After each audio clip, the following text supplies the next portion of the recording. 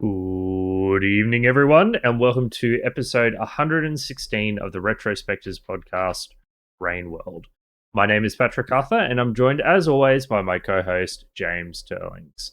James, we've got Christmas in the bag. We're in a new year. It's time for one of our special modern-ish game episodes. Basically, once a year, once a season, James and I take a break from our usual scheduled programming of playing retro games and analyzing them from a modern perspective. And instead, we pick a modern game that we think is interesting, a little off the beaten path, a game that seems to go against the trend of a lot of modern design principles and explore something interesting.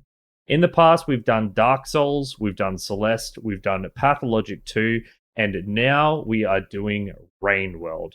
James, had you heard of Rainworld prior to me suggesting it? Had you seen any gameplay footage? Were you familiar with it at all? Did you have any idea of what you were getting into when we started talking about doing this game as our modern game, the Retrospectives podcast? Oh yeah, I knew about this game since the day it was announced, honestly. It's always been a game I've had on my radar, but I've always been kind of worried about trying, honestly. It sounded very brutal, but I was kind of interested in the aesthetic, and I always really loved the visual design of the enemies.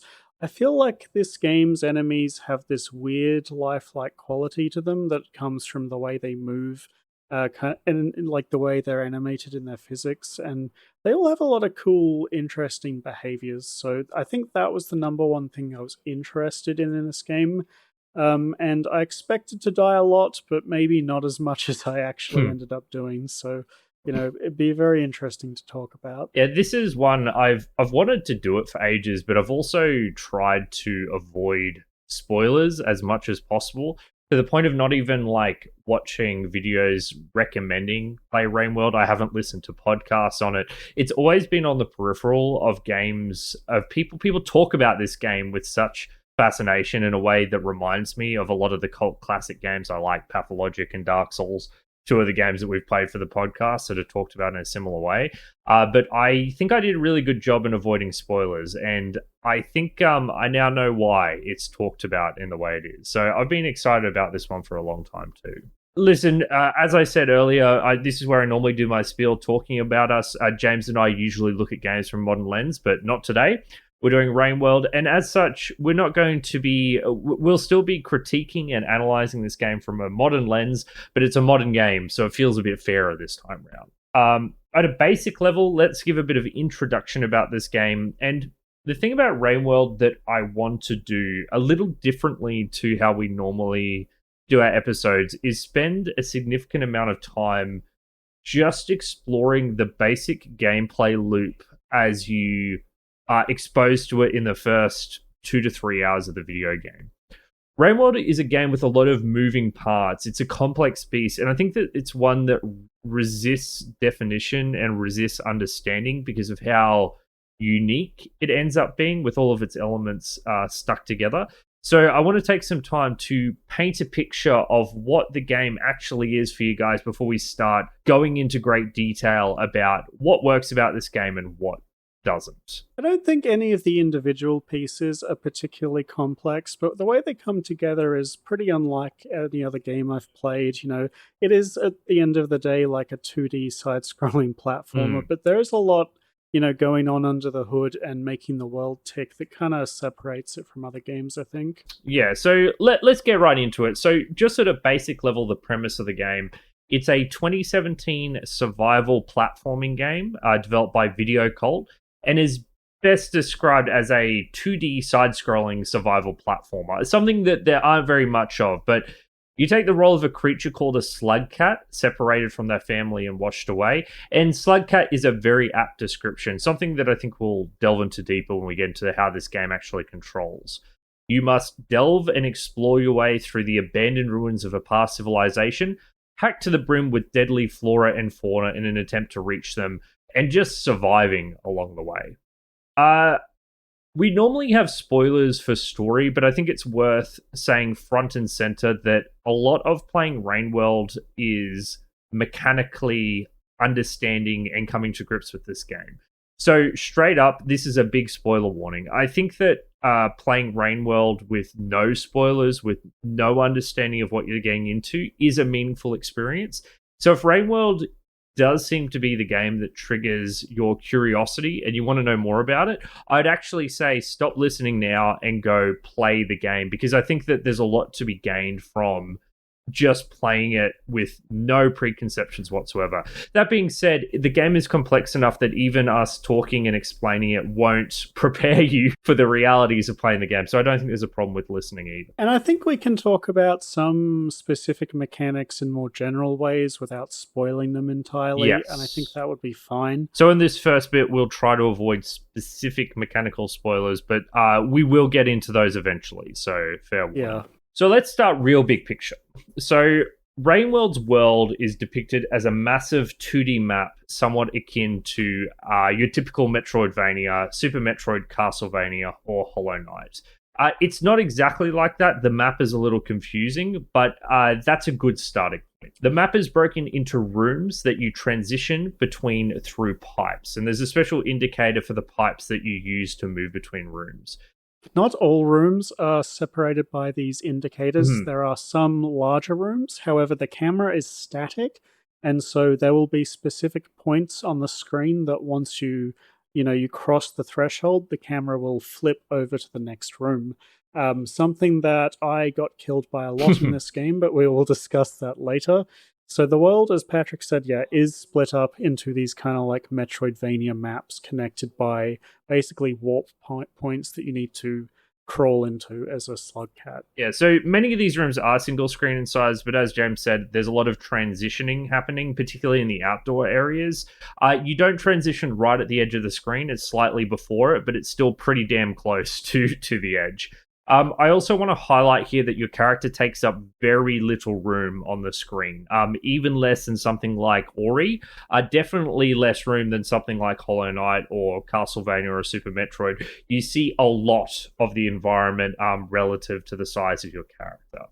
Yeah, although even with that in mind, I wouldn't describe the rooms as being generally very large. One of the things the game is trying to do is evoke this feeling of like you being this helpless animal in this like cruel, crushing world. And so one of the things it does quite often is that it frames these smaller rooms with very thick black borders to give this impression of isolation and, claustrophobia. So even though you're very small on screen, a lot of the rooms aren't that big relative to your total screen size. So in many cases, I would say that, you're generally not a tiny animal in a giant room. You're a tiny animal in small corridors or a more, compact location with lots of nooks and crannies to clamber on. Yeah, but it's not a zoomed in perspective. It's something that James and I have criticized. Well, it's a particular bugbear for me with the old 2D platformers, something like Sonic 1. You just see so little of what's coming up. That is not the case in Rainworld. You can see what is on the screen coming up, unless they're, as we said, hiding just behind a screen transition. Yeah. So scattered throughout this world are hibernation rooms, which act as the game's save points or safe rooms. In order to save or hibernate, you must have 4 or more food pips, which can go up to 7 total, so you can overfeed and save some for the next cycle. And hibernating takes away 4 of your food pips. So even if you get to 7, when you emerge, you'll be at 3 food pips and need to eat before you'll be able to safely hibernate again. And this is character specific. Both James and I played the main game of Rainworld without the DLC, and we played as the recommended class, the Survivor. When you play different characters that you can throughout the game, they will have different characteristics as to what kinds of food they can eat, how much food they can eat, etc., etc. But the vanilla intended first experience as a survivor. So a lot of what we'll be talking about will be specific to that. Yeah, and this kind of like loop of going out into the world, procuring food, and then finding shelter to rest is the core component of the entire game even. So and they're called cycles, each cycle that you spend out in the wild, there is basically a timer ticking down, because at the end of every cycle, the rain comes. And the rain in this game is torrential and even deadly. It will basically kill any animal out in the open not in the shelter. So it kind of acts as a game over. If you don't manage to get to, the shelter with enough food, you will die and have to respawn at the previous point. And these cycles are quite short. They range from 6.5 minutes to 13 minutes. So you cannot leisurely take your time in Rainworld. That's a really critical thing that I want to return to a lot as we get into the discussion, because I think that it is an essential element. In the same way that's an essential element in a game like Pathologic. Very few games use this timed mechanic, but the ones that do are very interesting because of the atmosphere they create. Very stressful. Yeah. The other big system here that's worth mentioning is the karma system. So every single time you successfully survive a cycle, that is, you reach a hibernation point to hibernate, your karma goes up by 1. At the beginning of the game, it caps out at 5, and you have 1 as the lowest possible karma you can have. So you gain a karma every time you successfully hibernate, and every single time you fail to successfully hibernate, if you get killed or the rain catches you and you die, you lose a karma. This is relevant because each broader area has these things called karma gates that will prevent you from progressing unless you are at a certain karma level. So you are prevented from progressing through the game eventually unless you can survive subsequent cycles in a row. And different karma gates will have different requirements. Sometimes it'll just be surviving 2 cycles in a row. Sometimes it will be up to 4. But you cannot just get through the game dying hundreds of times.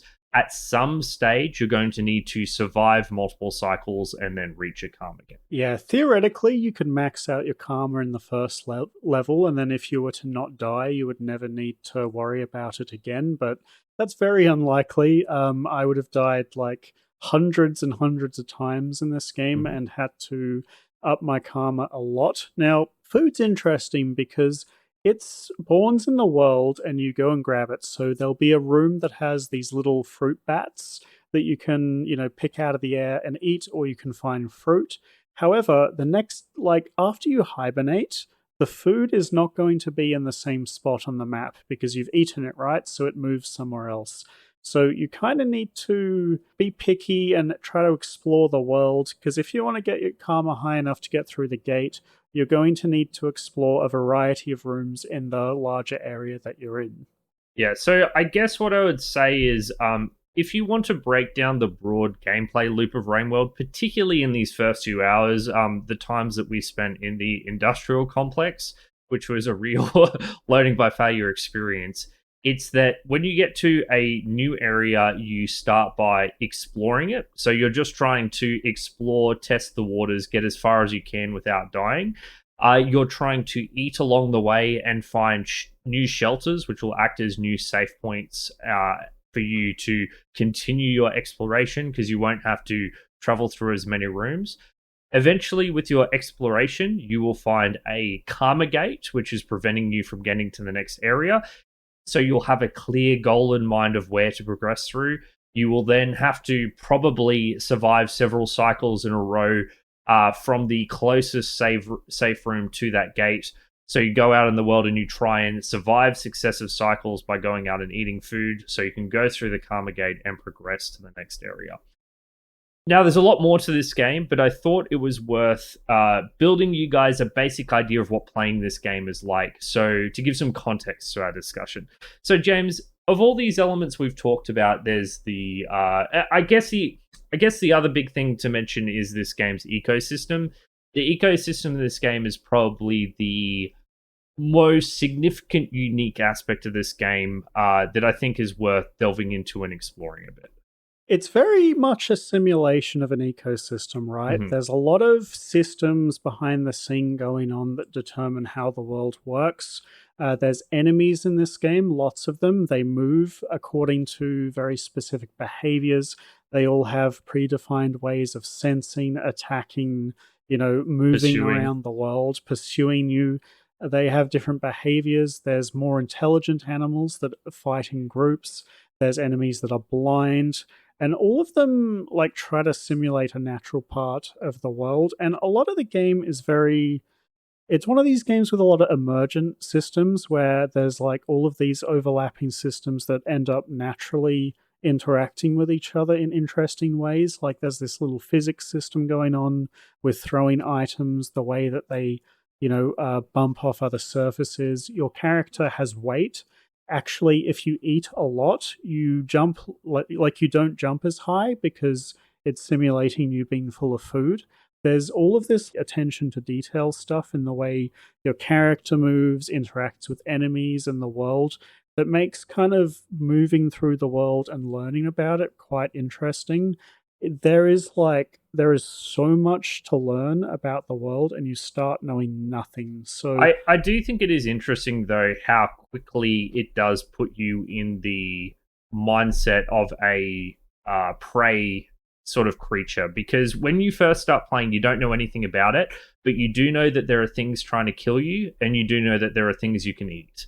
So immediately, I feel like the game does a great job giving this unique perspective of having to evade and survive to the best of your ability the threats of the world, while also following those animalistic instinctual urges to eat to survive. So while there are a lot of complex systems in the background and things that you grow to learn over the course of the game, I don't think that the basic drive of this game is difficult to grasp. You eat, you hibernate, and you try to not die. Also, none of those more advanced things are obvious to you at all. You have no idea those things exist. You know that maybe something might exist, but you have no idea. And a lot of this takes a lot of trial and error to learn, and like hundreds of deaths to figure out, right? And it's kind of interesting. I found the start of this game to be immensely stressful because, as we spoke about it, every day is on a timer. But because you're so...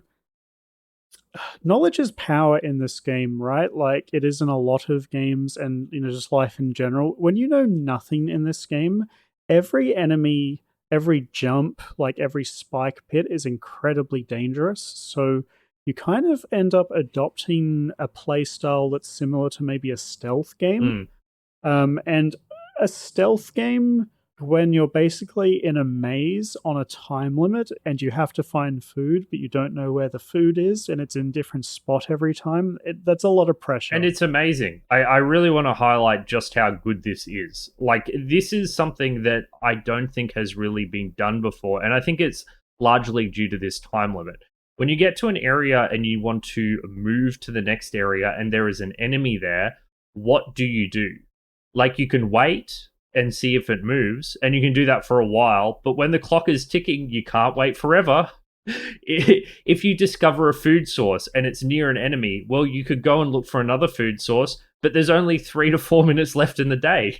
Can you afford to find another food source? Or should you the go answer for the is food no. source? So you go out there and then the enemy attacks you and you panic and you misinput your buttons and you die. Yeah. That's the average experience, right? Definitely when you're learning. But you at the end of the day, you have very limited tools, but you do start to use them because you really don't want to die.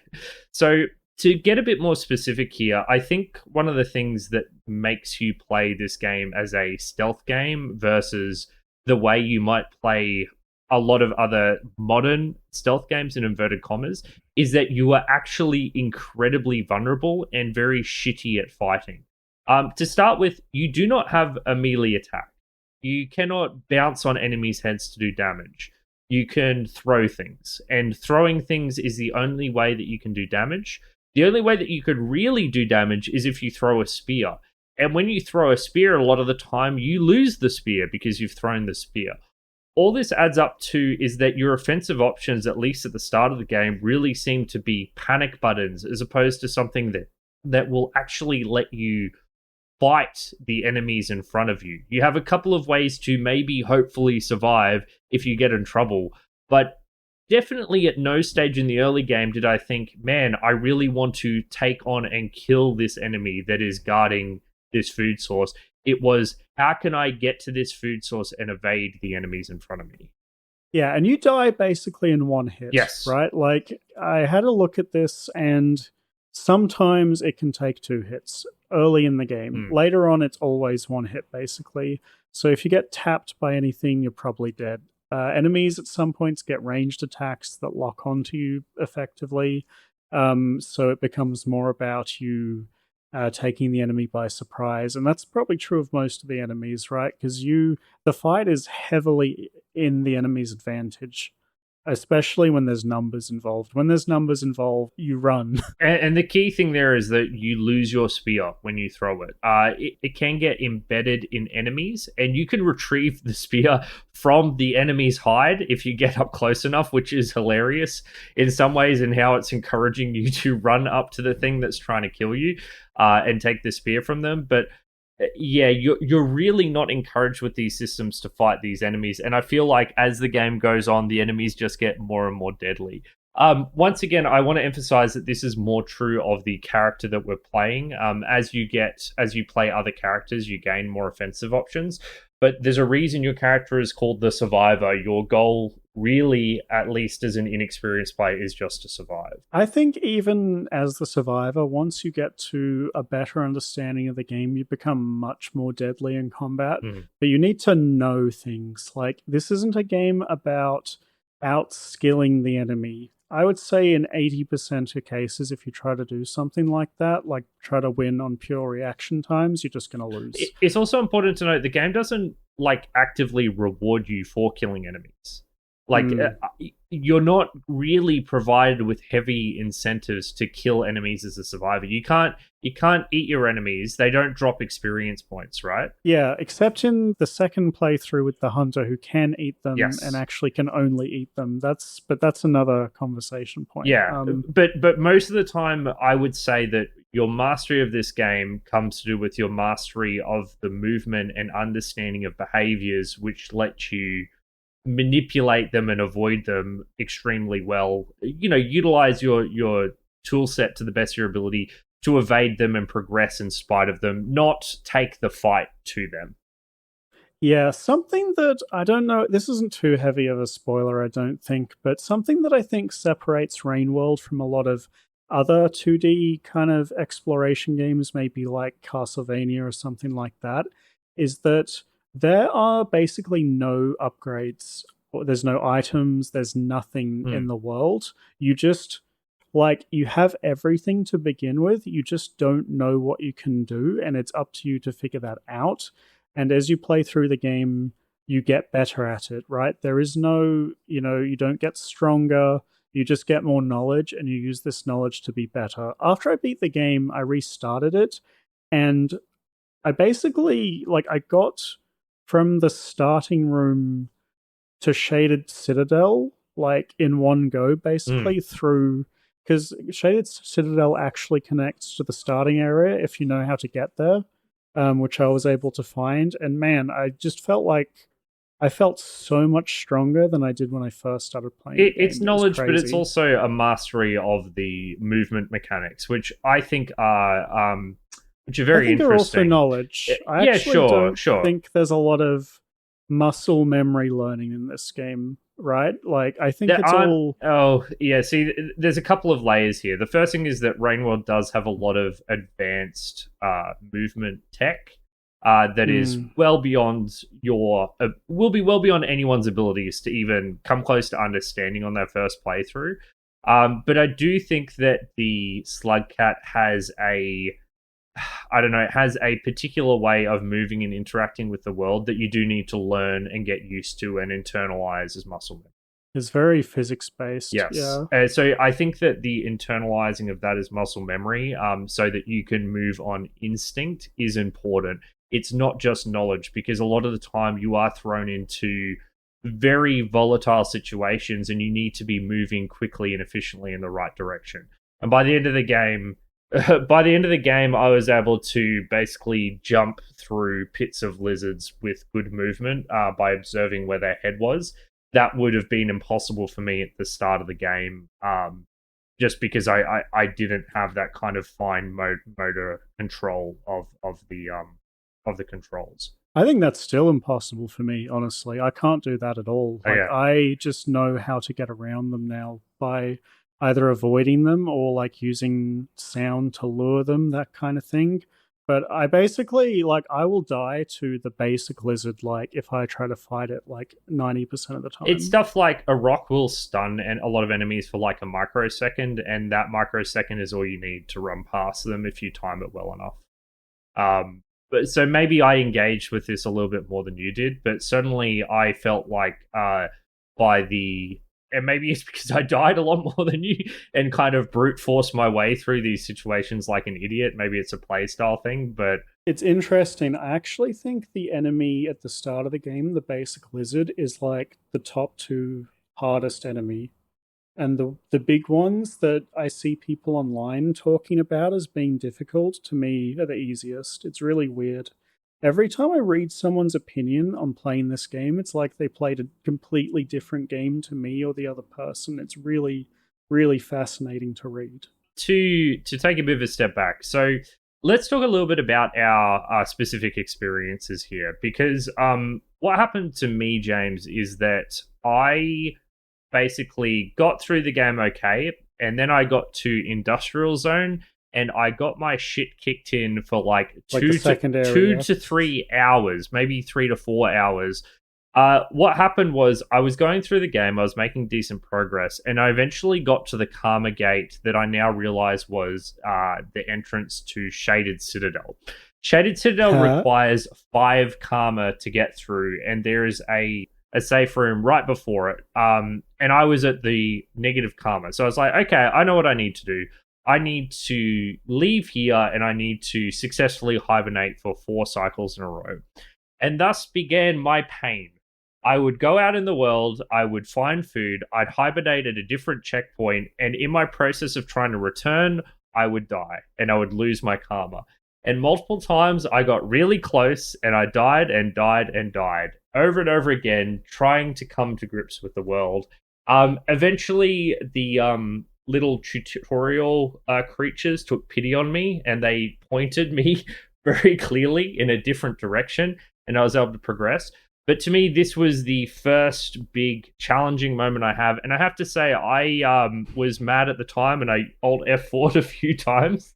But I overall really enjoyed this because that dynamic world that you mentioned, where food is in different areas every time, meant that I had to keep getting out of my comfort zone. And every time I died, I felt like I was dying to something different.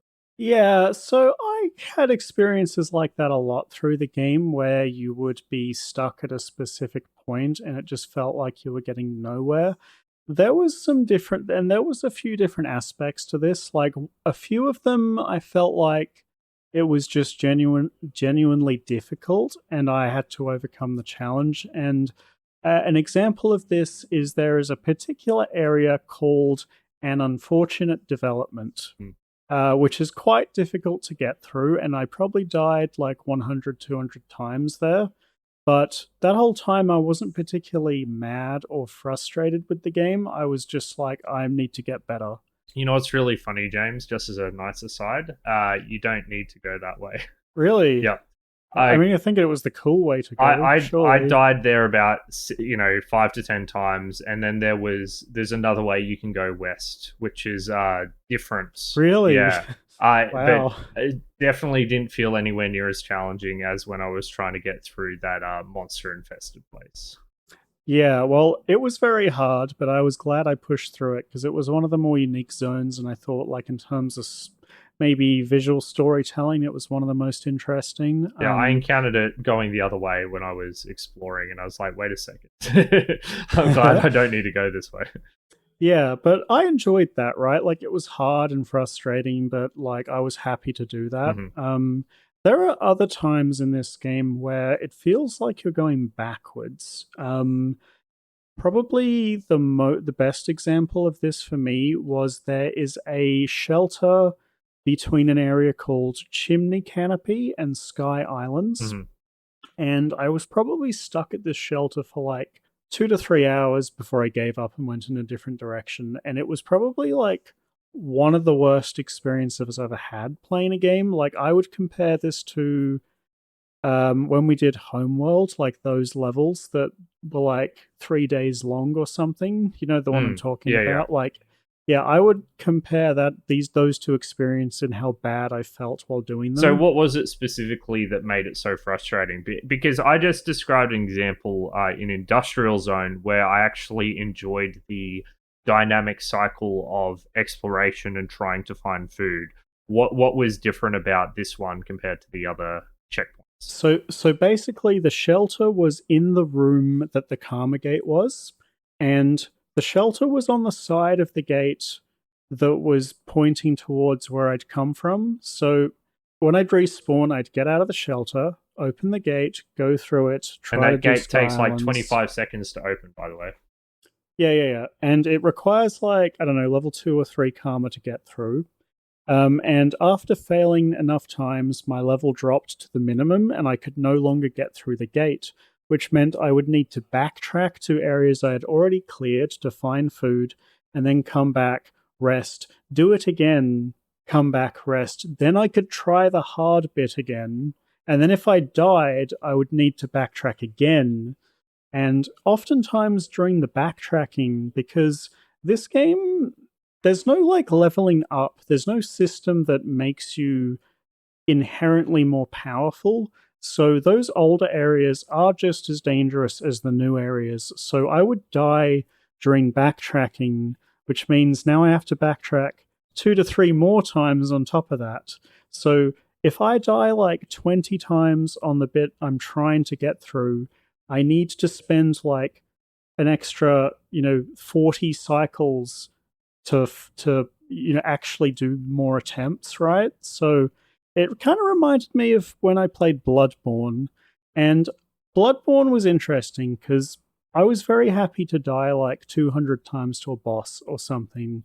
The problem was every like in that game, unlike the other Souls games, your healing resource is an item that you collect in the world and it doesn't automatically replenish every time you rest. So if you run out, you have to go to a low level area and grind mobs for like 20 minutes to stock up.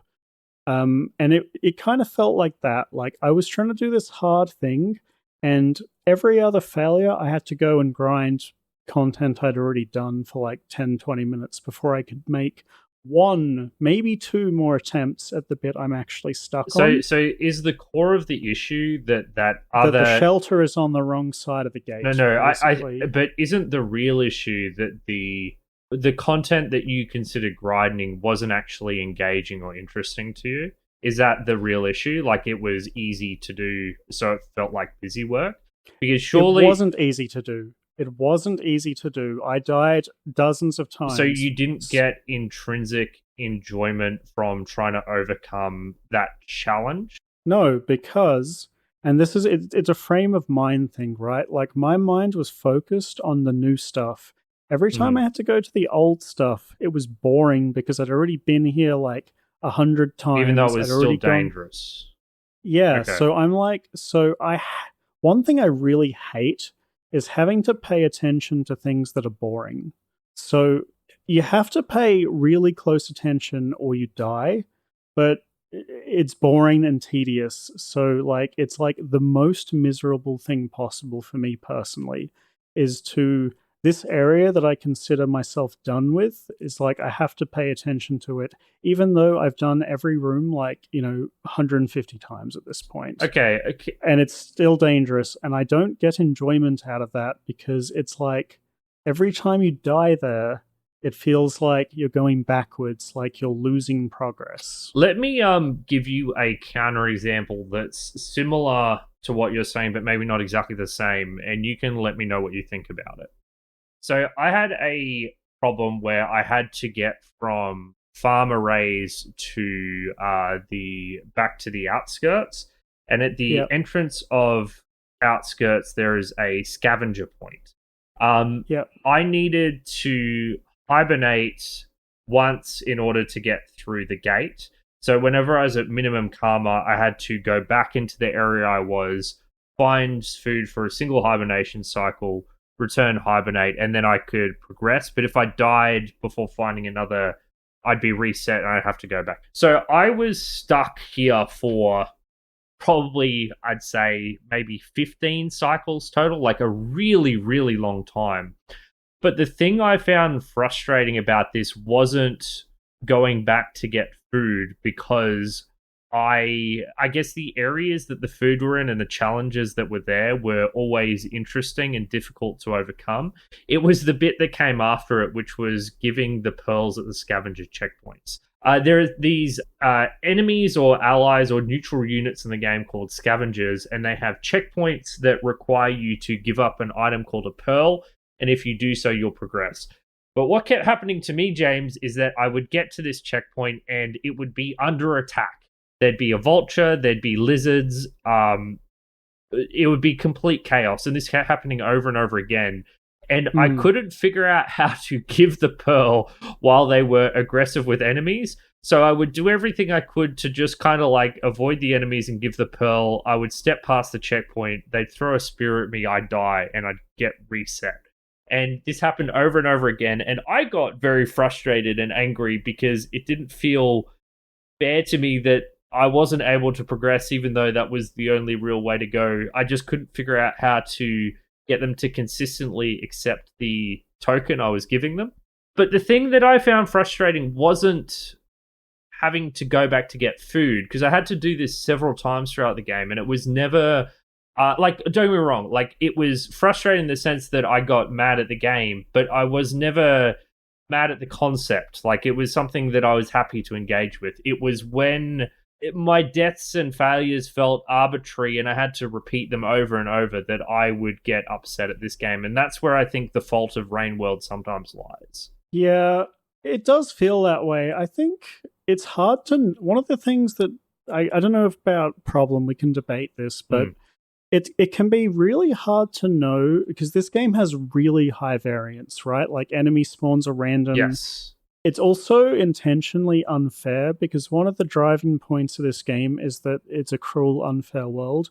So an example of this is that sometimes when you go through a pipe, a lizard will be literally waiting on the other end with its mouth open, camping the door, and insta-kill you when you go through it. Is that actually true? Because I don't think that ever happened to me. I think that I always had enough time to go back the other direction if I was fast enough. Yeah, I died to it like 6 times because I would going through the pipe and I'd like look at something in my room and then I'd be dead when I looked back at the screen. But you can survive if you are focused, right? Okay, I think that's important, right? If there's a way to avoid death, that's... There is, just like how on the scavenger points, if you drop your weapon and throw the pearl and wait until they make hand motions, you can get through 100% of the time. What I'm saying is that it's not obvious all the time whether you're getting fucked by the randomness or you just don't know something. Sure. And I think in like 90% of the cases, it's you don't know something, right? Like, I'm happy to admit that in 90% of the times I got mad at the game, it was me, not the game. But it's really hard to know that, and it is genuinely aggravating. It's hard to know the difference, right? Yeah. Okay, right? that's like fair. Yeah, that's a good point. Me and the pipe, you and the scavenger thing. Yeah, it's hard. And I can on one hand guarantee that it's your fault, not the game. But I can also guarantee that if I tell someone to play this game, they are going to have an awful experience at some point in their playthrough, right? Like, it's basically guaranteed. It is really interesting, isn't it? And I think you've nailed it, James. It can be hard to know as a new player what you what is a random death that you couldn't have done something about, and what's something that you did have agency over and you weren't really aware of it. And I do think that the further you get through the game, the more you discover that you have more agency than you might think. But no matter what, there is still stuff that can kill you unexpectedly. Yeah, I think something that adds to this is that, let's go back to that example of you going through the pipe and the enemy camping you, okay? So you say you think that you could avoid that happening. I think I did. Like, I'm not willing to say it with complete certainty, but I don't think... No, that's perfect. That's perfect. Okay. So what we'll do right now, open the game and show me you avoiding that situation. See, me asking you to do that is ridiculous, right? Because you could play for like 3 hours and not have that situation come up. Sure. So my point is that all of these situations that feel really unfair, it's also very unlikely for you to prove or disprove that, because the situations are so unique that you're not going to encounter The them for game is quite dynamic, a while. right? It's not like opening a level in Celeste and saying, here's how I beat this level in Celeste. Yeah, you're like, okay, because what my approach in a lot of games is I die and I go, okay, how could I have avoided that death? In Rainworld, that approach, it feels like it doesn't work, because you can think that, but you have no way to test it for another couple of hours, basically, because the situation won't come up again for a while. Yeah, but this is just a different kind of learning, right? It's about basically taking in information and then trying to apply it in a generalistic way. What behaviors generally will lead me to surviving these situations that that the others didn't? Like, for example, when you go through a pipe, being aware of don't look at something in your room as you're going through the pipe. Be aware. If you see a lot of poles in a room, always throw an object to identify if there's a mimic pole sitting there. There are generalistic behaviors that you can learn that will overall increase your chance of survival. And if you do all of them consistently, your chance of survival will increase. And that's important. Your chance goes up. Yes, absolutely. You can't, and because not only are things random and dynamic, you're constantly exposed to new types of threats that you then need to learn and reincorporate. And then you'll be exposed to multiple threats coming from multiple angles, and it can be very difficult just to analyze all the information on the screen and make what you think is the best possible decision. Yeah. But I guess I don't view this as a downside. I view this as an upside, as something unique to Rainworld's identity. You cannot memorize your way through this game. You need to internalize general principles of behavior and try to execute on those general principles to the best of your ability.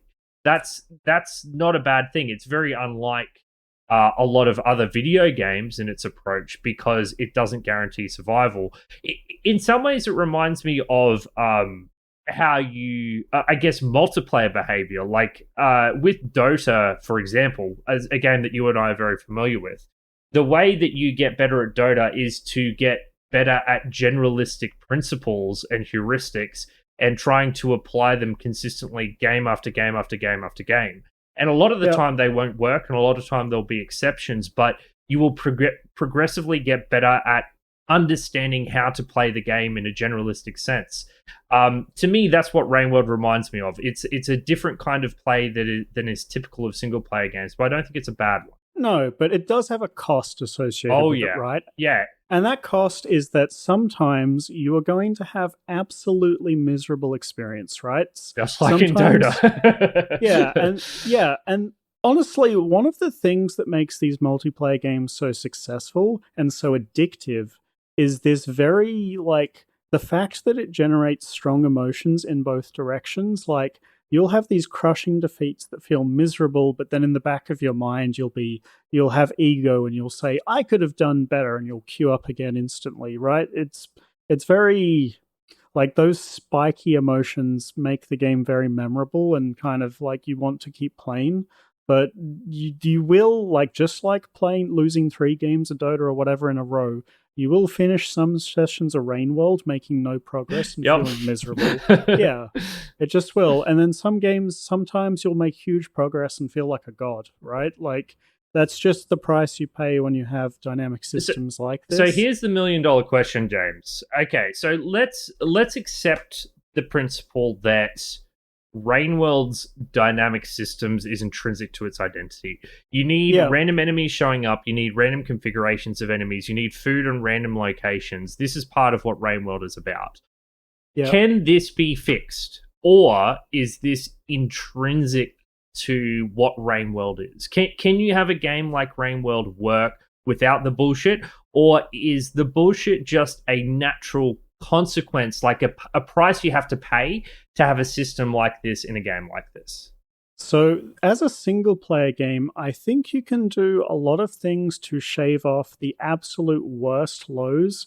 I don't think you want to get rid of every low, for example, because this is a game that's trying to craft a very specific feeling and atmosphere. And in fact, this idea of you getting much better at remembering those bad, experiences at the start and thinking, oh, I overcame them. That's important. It's important that there are bad experiences in this game. However, I do think that this game has the potential to have these outliers that are kind of crossing the line. And I had this a couple of times, maybe 2 or 3 times during my playthrough, that made me not want to play the game for like 3 days, made me hate it. Like, I reckon if I wasn't playing this game for the show, any of those 3 experiences would have made me just drop the game on the spot, right? So I think you had it as well in the leg, where there is a particular section that there is quite a difficult room near the end of a very long section of climbing vertically. Which isn't particularly difficult. I think it's worth noting it's not that difficult, it's boring, right? but It's so unfun. I just want to emphasize that for everyone in case they missed it. This is a platformer, but it's not a platformer like even Mario. Like, the platforming challenges in this game are generally not challenging in any way. They're kind of part of the broader, I guess, systems of survival and evading enemies more than anything else. When you take the enemies out of the game, the platforming isn't threatening, and your chance of dying to poor platforming, a la, your typical platformer, Mario, Celeste, it basically relies is on very low. If you know how to use the mechanics, right? Yeah. Like, I died in Shaded Citadel when there was poles horizontally because I didn't think to hold up the entire time. And after like 2 deaths, I realized, and then never died again. Like, it's very binary. If you know what you need to do, you can do it. If you don't, you can't. Yeah, but I just want to emphasize that the platforming in this game is not hard. It is part of a broader identity that gets hard with enemies. Most of the rooms that have things you can jump on, it's not like the room it was designed with a specific platforming challenge in mind. It's just there's like a bunch of stuff you can jump on. Yeah. And some rooms are designed to be platforming challenges, but they are not the majority, I think. No, they definitely exist, and there's ones where there is almost like a linear path that you have to follow, but that's not the common layout. Sorry to interrupt your story, James. I just wanted to emphasize the nature of the platform. Yeah, so this area, the leg, it's very tall vertically, and you need to climb, all these vertical poles, and there are a particularly nasty enemy near the end, and, if you die to it, you've got to do the whole climb again, and it's not very engaging. There's like 2-3 rooms with no enemies. It's just like long and tedious. And every time you die, it's just boring, right? It's like watching paint dry. And I think that room was horrifically bad in terms of design. Like, it was just boring. If they'd made it harder, it would have been better. Yeah, and this enemy, I've been trying to figure out what it is about this specific section that I hated so much. And I think it's because you're kind of put in a situation where you don't have many options in how you approach it. There are these lizards that basically fly. They kind of crawl on the background of the environment. They're not limited by the environment that you're traveling on. They are faster than you. They can turn invisible. They're invisible, so they're hard to spot in the first place. They have a ranged attack that is always accurate, basically, and locks onto you from quite far away. So even if you kind of try to distract them and go the other way, they'll just catch up to you. And I couldn't really figure out how to do it. And in the end, I feel James and I got through this section the same way, by being lucky, which is the worst possible thing that can happen to you in Rainworld, because it feels like you didn't earn your way through. You didn't cleverly disguise. A lot of sections. Okay. I got through a lot of sections by being lucky. Like, in Shaded Citadel, the plants, I got through those by being lucky. Like, lots of areas I got through just by being lucky, and it felt like, honestly, it felt bad each time. But there was no way I was gonna give up and do it again properly. I was like, fuck that, I just died like 200 times. Whereas those plants in Shaded Citadel was my biggest brain moment of the entire playthrough. I was explaining it to James how I got through and how I figured it out. I felt so smart. It's funny, I think a lot of the enemies, it's kind of like, I think this game doesn't have a difficulty curve. It has like difficulty spaghetti. Like, there's no way to predict how hard something's going to be. Here's an example. So I died a lot in garbage wastes. So there are these worms, and I discovered today that those worms are by default not aggressive. When I entered the room the first time, one leapt towards me, and I reflexively, because my assumption in Rainworld is that everything is trying to kill you. Good assumption. So when it leapt towards me, I threw a spear at it. And then when you throw a spear at it, then they really try to kill you. So I was like, oh yeah, I was right. It was trying to kill me. So every time I found these worms, I immediately tried to throw something at it to get it to go underwater so I could get across. And I died to these things so many times, and like when I finally got past them all, it was like half luck, right? Mm-hmm. And then I find out that if you just leave them alone, they do literally nothing. And I had no idea. I'd made this false assumption, and it had screwed me. It's so funny because after the pain of spending 3 to 4 hours in industrial waste, just failing over and over, I literally got through this section without dying once, and I found it harder than industrial. Without dying a single time. So when you were saying that, I was like, "What are you talking about?" Like I literally zipped through this section in less than 20 minutes. Conversely, I've been reading a lot of people's reviews and their opinions on the different areas, and I'm always really surprised when people say the underhang and the blue octopus things are hard. To me, they're actually the easiest enemy in the game. Wow, really? Yeah. Because you're talking about the jellyfish thing with all the appendages, right? Yeah, those things are the easiest because they perfectly telegraph what they're doing all the time. Like, the lizards, I don't know when they can see you. I have no idea what their senses are like what their vision cone is. The blue things, it's very obvious. It's everywhere all the time. There's no question. And like they visually indicate when they hear you by making, like there's a visual cue. So you know when they can hear you, and you can kind of work out. And then once you've worked it out, you can get past them 100% of the time without them seeing you. And once I learned it, I never had a problem with them, and it wasn't, I don't know, I don't really, like, they insta-kill you if they see you, but... So my big problem with those blue jellyfish, and I broadly agree with you, I don't think they're that dangerous, but they can create a lot of tension because they occupy a lot of space at one time, and this is where the time limit, I feel, comes into play, because a lot of the time I'd be sitting there and I'd be waiting for them to move. That would be, and eventually they'd move, but the whole time I would be like, sounds. I need to, well, yeah, I would try and throw a thing, but I didn't always have a thing to throw, or the only way they could go was towards me, if you will, because they were blocking the exit and they needed to move past me. So I was waiting and watching my timer tick down, waiting for them to move, and eventually I would get anxious at how little time I had, and I'd just fucking go for it. I did learn to stealth pass them pretty effectively. I realized that when you're on poles, you don't make any noise whatsoever.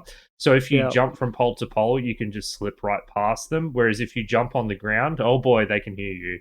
But I thought that they were threatening in terms of them impeding your progress, and you having to just sit there and you not having a clear way to platform past them, unlike, the lizards, for example, which where you could, go under or over a lot of the time.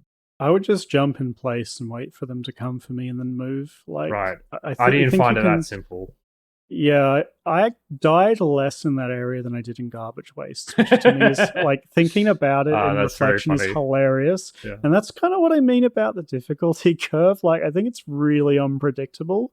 And this game doesn't get, like, I found it just as hard the whole way through. Like, obviously, when I replay the start, it's way easier now. But, like, I struggled the same at the start and the end, basically, I think. I want to drill down onto a couple of specifics, James, now, if that's okay. Should we have a music break? Yeah, let's have a music break. We'll get into some gameplay specifics, because we've been talking about it in a generalistic sense, which I think is good. It paints a picture, but I think there are some specific details that are worth bringing up as well, and then we can go into story. So, the music in this game's pretty good, actually. It's interesting. Most of it is very dynamic. Like, if you listen to the soundtrack on its own on YouTube, for example, you'll be like, I've never heard this song. That is exactly what happened to me. Each song has like 6 layers or something, and the layer, like if an enemy's near, it plays the first layer, which is like the drum line or like the bass kicking like very like thump thump It's thump even more thump like a complicated than heartbeat. that because different Yeah, enemies will trigger different layers. Like the vultures, for example, always trigger a specific layer. So when you hear that noise, you know that that the enemy is vulture's coming. near. Yeah. Yeah, yeah. And then there's this other thing that's happening where there are full standalone songs that aren't Which layered seem to on the come in soundtrack. randomly almost. Is that right? Every song that's like that has a specific room, like one room in the entire game that Wow. if you get there, it starts playing the Okay, song. that makes more sense because they were Yeah. kicking at the weirdest times, and then it would be Oh like, yeah, okay. I was very I actually thought the first time a song started playing, because this game had no non-ambient music, and this is more like movie soundtrack, like peppy active music. I thought my alarm or something in a browser tab was going off, and I like alt tabbed and tried to find what was making the noise before I realized it was the game, because it just did not sound like Rainworld when I found the first song. The other thing I think is particularly so I quite like the soundtrack. That layered thing is Yeah, fantastic. I think the best thing it does is that, well, it's two things. The first thing is that it adds to the tension because the very first layer is like a snare drum kind of thing, and it felt like it was matching my there's a lot of heartbeat. suspense, right? Like, Exactly. I was like, oh shit. The other thing it does is it acts as a additional thing to help you identify when threats are approaching. So it's a really good way to help draw attention to threats in the area. Definitely gives you an extra second or two for when the vultures are approaching. So I think it fulfills both purposes really well. This isn't the kind of soundtrack. I mean, you could listen to this soundtrack by itself, but I don't think it's very representative of what actually listening to the music was like. So what I was going to suggest, James, is that we someone's uploaded to YouTube the layered soundtrack and how the music gradually expands as the danger does. And I think that that will give a closer idea to what experiencing the music actually is as a player of the game. so we're going to play the Outskirts layered track in the order of the layers. So here you go.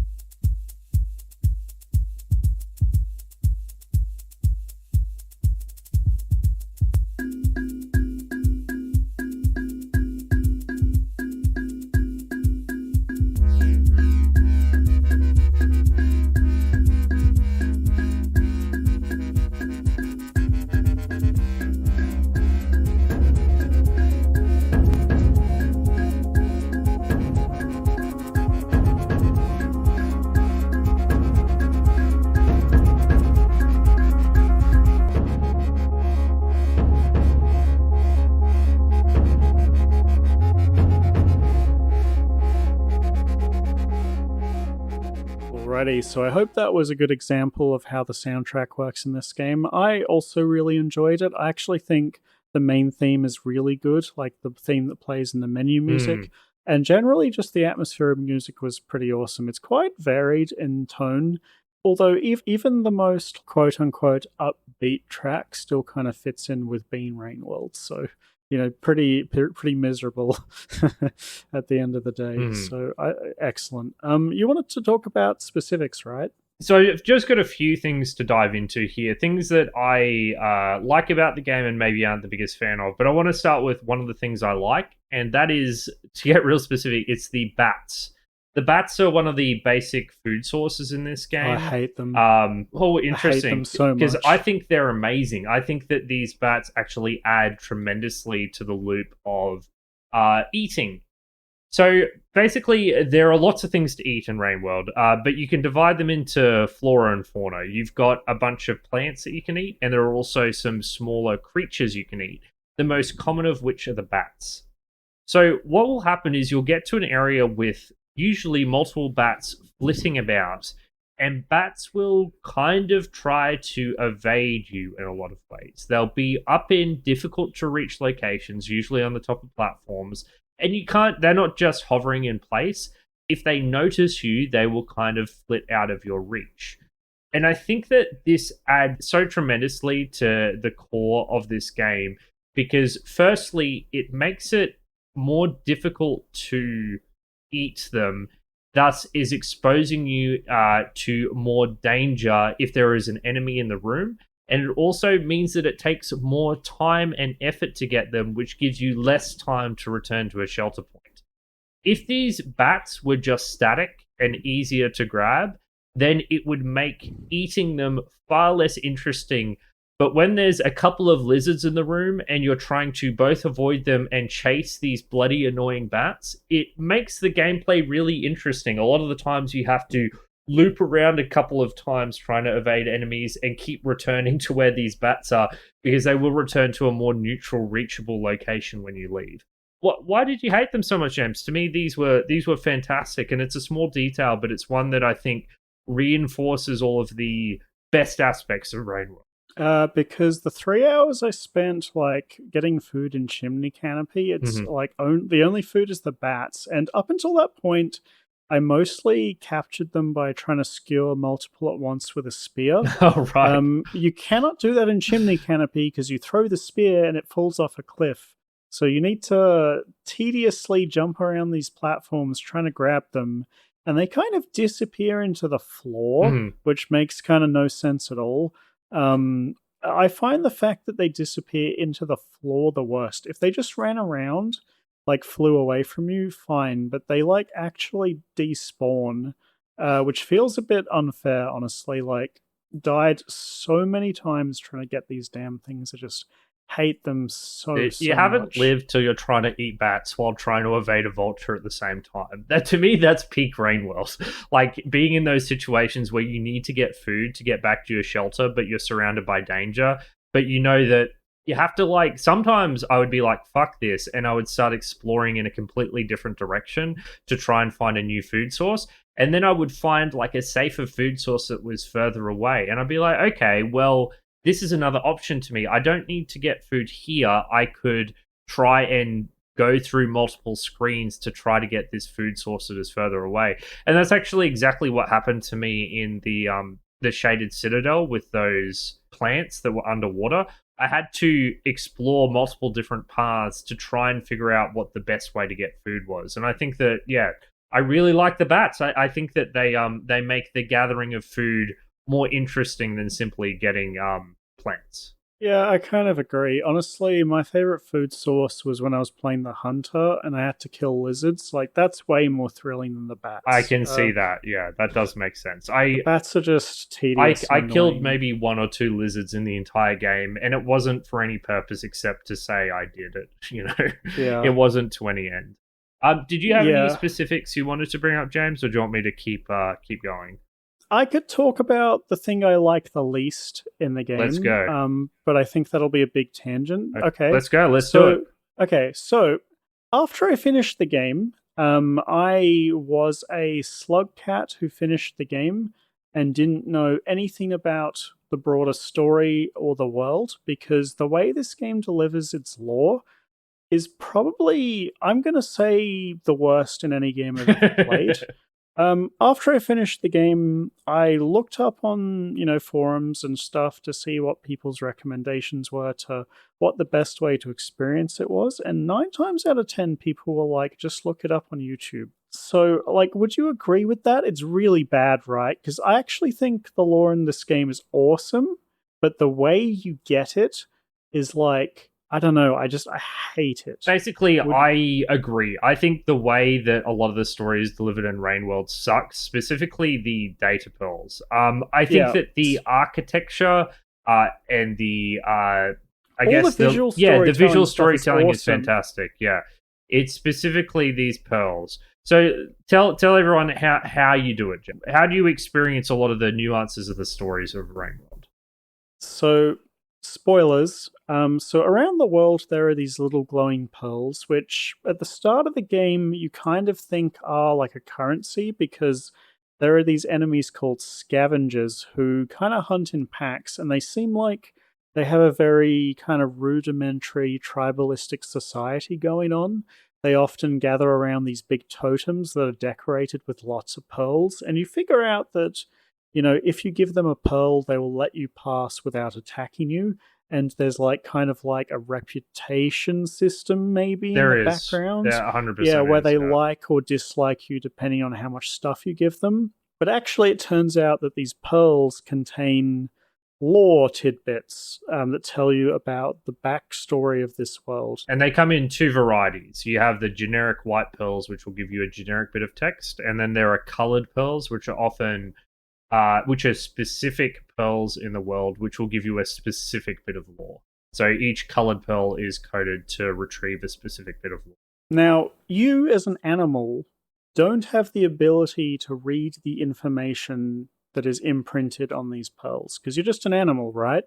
Luckily for you, and we're going into bigger spoilers now, is that in the world there exists these, let's say, higher being sort of things that can read the pearls. Specifically, there are two of them, and they are in very specific sections of the map. So they're at the edge of the map. This is important. They're not in the middle of the map, they're at the edge of the map. They're at the very edges of the map in different directions. So what you have to do is and there's I want to point this out. There is no inventory in this game. You have a left hand, you have a right hand, and you can store things in your mouth, which Patrick didn't realize until I told him. How many hours into the game were you without knowing that? Probably 5. I'd say 10 hours in 10 before hours? I realized Yeah. that was a thing. Yeah, when James Yeah. actually mentioned it to me. So what you have to do is you have to find a pearl, and then you have to carry it to one of these points on the map while not dropping it. And it takes up a hand slot, which is something that you could use for a Or weapon, you can swallow it. to food, or you can put it in your mouth and hold it in there, right? Have one pearl. And you can take one pearl or two pearls if you're good back at a time. You can't really.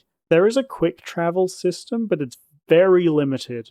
And it takes a lot of work to get even one use of the quick travel, right? So you really don't want to you can't really use the quick travel effectively to ferry the pearls, and they're all over the world. And you need to take them all back to this one NPC, and traversing back and forth takes a long amount of time. Everything we've been talking about as well. So James and I have explained to you how difficult it was for us as new players to get through single gates. That's the thing. James and I are flying all over the place. All of the struggles we've had are getting through a single gate. You would need to go through 8 of these gates in order to get a lot of the time, in order to bring one this pearl. pearl. To get one pearl back, to get a paragraph of text. So let's say on average it takes like an hour to do it for each pearl, and there's like 30, 40 pearls. 50, I don't know exactly. There's a lot. Yeah, so there's like 10 or 12 of the colored ones, and then there's like heaps of the non-colored ones. And to top it all off, if you die with a pearl and that pearl gets caught in the rain, it will be destroyed for your entire playthrough, and you will not be able to get the lore from that pearl unless you start a new save game. And there are no save slots in this game, so you would have to delete your one save slot and start again from the very beginning, and then go all the way to wherever that pearl was, and then try again. And then if you die a second time, you've got to do all that again. So really, when I went online and I read, how should I get the lore? Everybody said, look it up. It's not worth it. Yeah, it's interesting. So there's a couple of comparisons that I want to draw. The big one is Hollow Knight. So what Hollow Knight does, a lot of the way it delivers the lore like this, which is little bits of text, is that there's a merchant in the middle of the map which you sell these items to for currency. And each time you sell one of these items for currency, he gives you a little lore tidbit, a kind of generic one related to the item you're selling. Hollow Knight has fast travel as well, so you just go to him every now and again and you get a lot of flavor about the world. Dark Souls, of course, that has its item text. What Rainworld's lore system is actually... Dark Souls is interesting because I think the average player is not going to learn all the lore. That's true, but yeah. If you wanted to, you could, and it would take time, but like the average amount of time per bit wouldn't be that long compared to this. I think this is just like tedious. Yeah, right? What it reminds me of, so there's this specific optional quest in Hollow Knight actually, where you have to take a flower from one end of the map to the other without getting hit, and you can't use fast travel. And it's a very difficult thing to do. It's completely optional, but if you get it, you get to give someone a flower, and that's the quest. That's what every pearl is in Rainworld, except the pearls are infinitely harder than getting through Hollow Knight's map. The thing that's so tragic about this is that I think that you can have a modified version of this system that still preserves the spirit of what it's trying to do without it being so ball-breakingly hard. If you were to just have a single location in each region that could read the pearls, then you could still have this kind of mechanic of platforming to these pearls, because a lot of the time they're in like weird spots that are difficult to reach, and having to take it through multiple screens safely while not having a spear, and that would be cool. Like, you would still have the mechanic intact without the absolute insanity of transporting it to the edge of the map, which is something that realistically only very experienced players with a tremendous amount of knowledge and experience with, I would say, 40 to 50 hours would even consider contemplating doing. It's too specific a challenge. It's too hard a challenge to cut the lore off, and what's really good lore, from the majority of your player base. So I don't like this system at all. It's interesting. I potentially think that if we played another 100 hours of the game, this system wouldn't seem so insane, because like, to us, the concept of going from one side of the map to the other wouldn't seem so daunting. At that point, it doesn't seem like such a crazy system, right? It would be it would be a fun challenge, right? Like, I'm sure there's people who get the intrinsic enjoyment from just doing this, right? Like, it's a fun challenge, and once you're good enough. But I mean, man, it's still going to take like 10 to 15 minutes in some cases for one paragraph of text. Like, it's madness to me. So I really strongly dislike this system, and I wish they had modified it, because I think there's a way to keep the spirit of this mechanic intact without it being what it is. One thing that I think is critical is that I think it's very intentional that you don't even get one pearl like before you finish the game for the first time. I think it's very intended that you go through the whole game without knowing anything, like just experiencing it as an animal and not knowing the broader story of the world, which I think they could have preserved by like changing the ending slightly to have like a new game plus where it gives you the ability to learn, like, read the pearls, and then a second playthrough would be more interesting because every time you find a pearl it's exciting. Like, they could preserve that feeling of mystery on the first playthrough. I don't know. I don't like it. I really think it's telling to me that one of the DLC characters actually does have the ability to just pick up and read them. Oh, really? Okay. Yeah, they just added that because I assume that the developers also... Although I think the DLC was originally made by modders that was then prettied up by the developers and then put into the game, similar to how Isaac's latest expansion was originally a mod. I believe that's what Downpour began with. Don't quote me on that. Okay. The other thing is that you may not even know that giving pearls to the moon, or is that named To the Moon? Looks to the Moon is something you can do.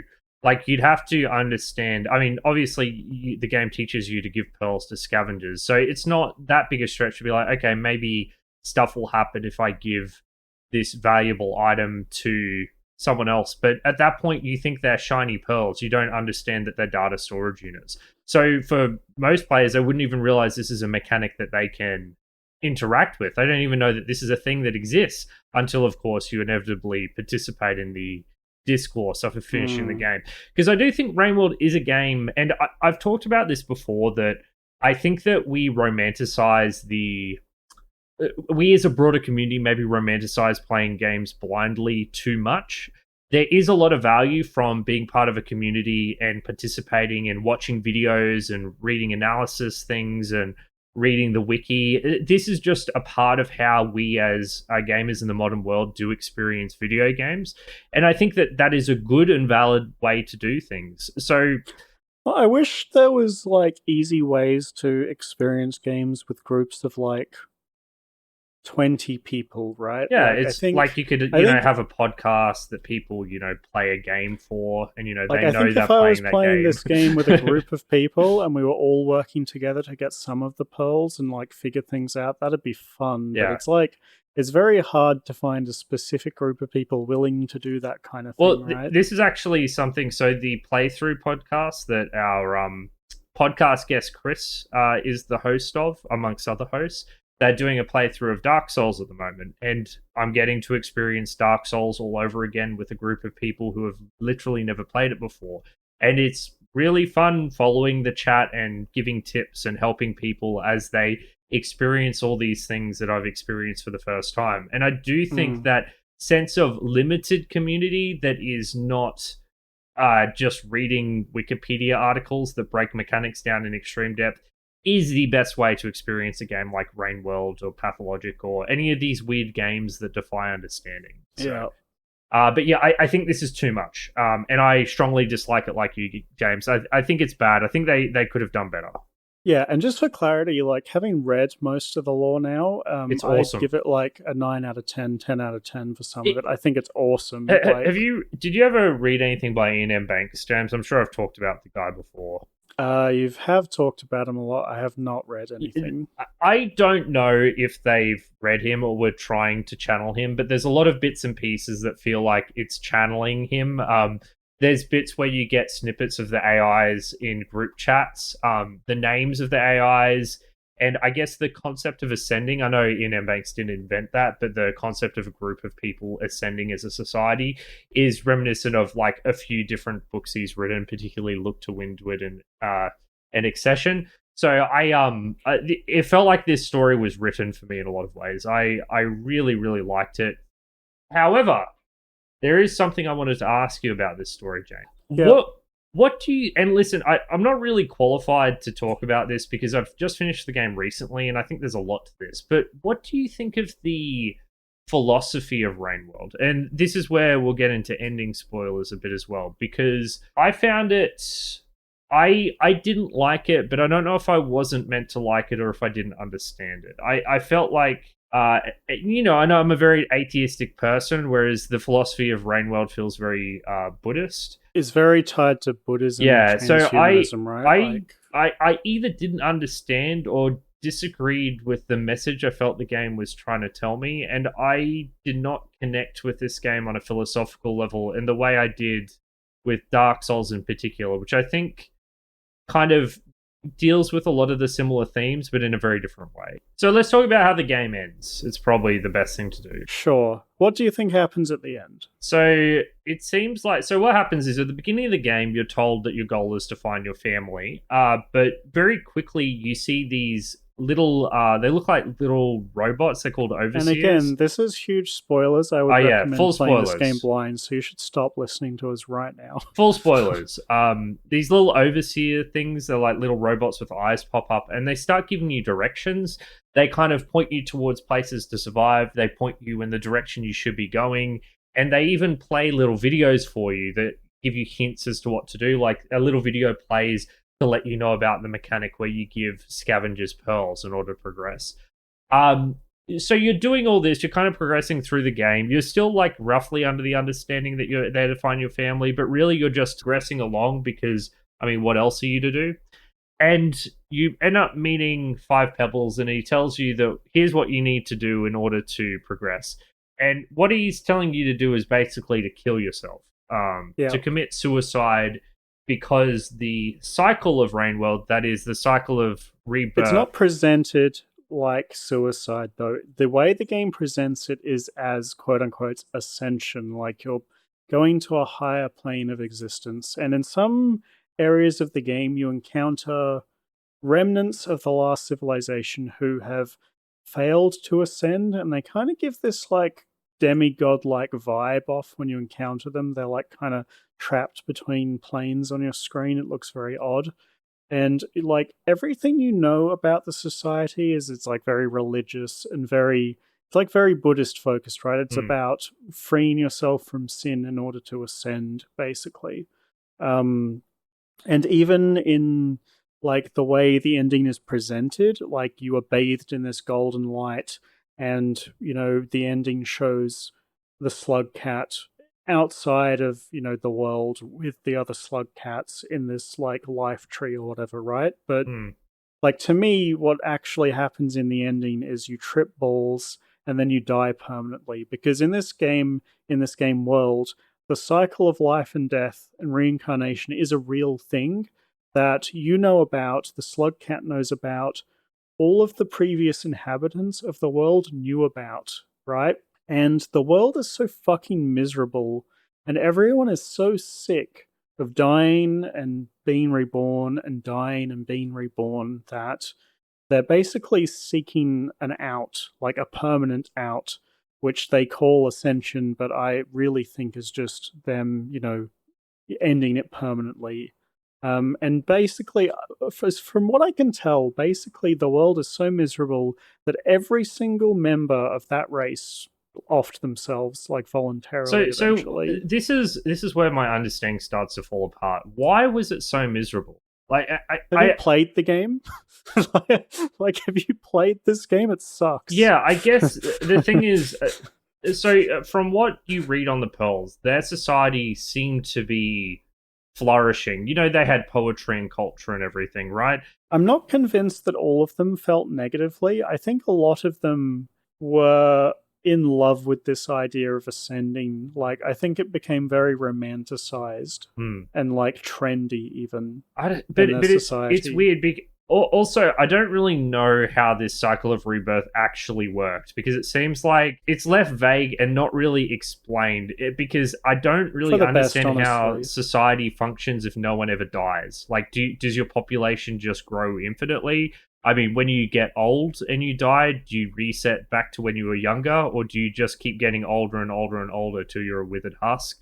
My suspicion is that when you die, time continues until the universe ends and then it resets. And you waking up in the shelter is actually like, well, you did actually do all that stuff again at the start. You're just not experiencing it as a player. I think it's implying that you did the whole journey again. There are lots of slug cats as well, and they're mimicking your movements, which indicates that it is you, just from other timelines or other whatever.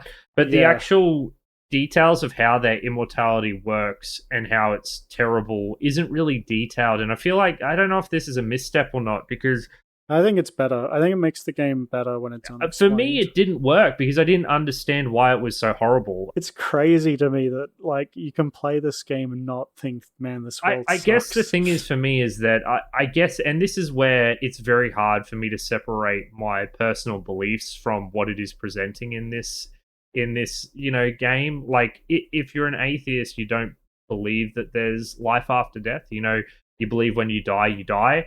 But that just means that you should be making the most of the time that you have in the world and doing everything you can But when you to. die, you don't Well, die. yeah. So in this world, you don't die, but can't you have a thing where like you live 500 years, like in Ian M. Banks universe, and then you kill yourself? Like you can have children and they can live long lives, and then they kill themselves, and your society continues. Like if you found a way to end the cycle and ascend, that doesn't mean that you should reject life itself. Like life is amazing and meaningful and worth living, and to me, this game ends on such a downer note because it's just saying, yeah, that life is suffering and what you need to do is kill yourself. I know it's not exactly that, but it's such a weird message to me. There's so many stories about immortal people Yeah. trying to end themselves. Like, one of the stories that you really like that I don't really care for is Hmm. called Malazan Book of the Fallen. And my favorite character, or one of them, I think, is also one of your favorite characters, is Adamanda Rake. And their society is very depressed because they're immortal and they're sick of it, right? And you really liked those characters, didn't you? I think that my problem is not understanding why, like, I guess it's this obsession with ascending as a society because to me it's almost a rejection of their society and living. Whereas I don't think these concepts need to be in direct contradiction. I think that you can live a meaningful life and then ascend. I don't think it needed to be one or the other, basically. The problem for the slug cat is that his best case scenario is killing himself.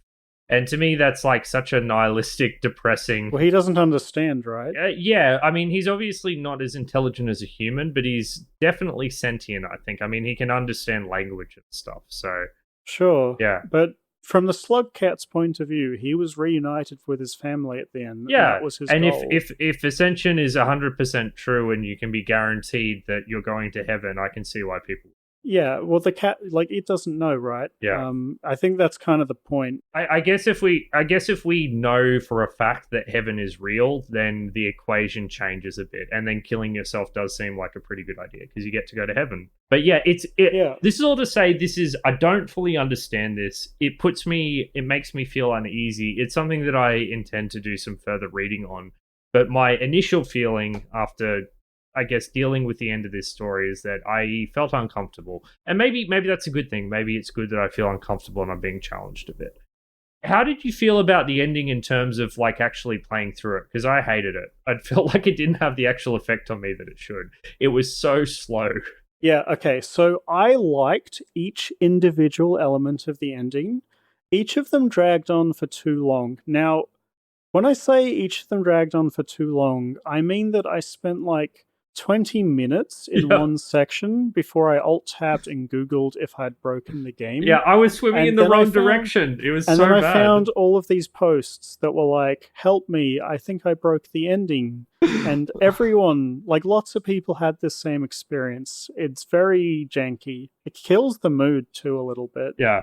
Because you have to like swim down and then nothing happens for a while. Then you get to a bit where you need to specifically swim up and then swim down again.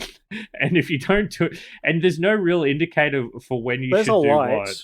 There's a light in the corner of the screen, which I didn't really notice actually but until I Googled it. You can't swim down straight away because I swam down for about 5 minutes before going, this can't be right. So you have to swim up, then swim down. I felt it kills the mood of what it's trying to go for. Absolutely. If this was just a cutscene that was like just played over 2 minutes, it would have been immensely better. Yeah. But I actually really liked the concept of the ending. I like the concept of the world. I like how miserable it actually is because that reflects my experience of the game. I like the explanation that you eventually work out for where the torrential rain comes from. That was awesome. And I really like the mega structures and exploring them. I think everything's really cool. Like figuring out that most of the enemies are bioengineered and not naturally produced. That was, a big moment. Which I think at the moment I saw the vulture was pretty apparent. I don't know, because it's kind of got these like thrusters on it that seem a bit out of place. What I quite like is how it goes from being, I guess, it very much feels like you're just you're an animal surviving, and then the technology and the science fiction aspect of the story gradually creeps in on you. Like it comes in slowly. Like you go to the industrial sector, then you go to these garbage wastes, you go to the shaded citadel, which is, a place where people live. Before, you go to the leg where you're going up the side of the structure, you go to the underhang where you're under the structure, you finally go inside the structure, which is just awesome. Just super, super cool, super different from everything you've gone before. And then I felt like as I was leaving the structure, I started to understand all of the locations in relation to that mega structure. Which was cool. These places have names like the farm arrays and industrial zone and garbage dumps. And the garbage dump is the garbage that got created in the process of Five Pebbles structure being built. Yeah. And you understand that there was a second superstructure that has since collapsed, which was really close by. I didn't understand that until I read it somewhere. Yeah, well, me too, right?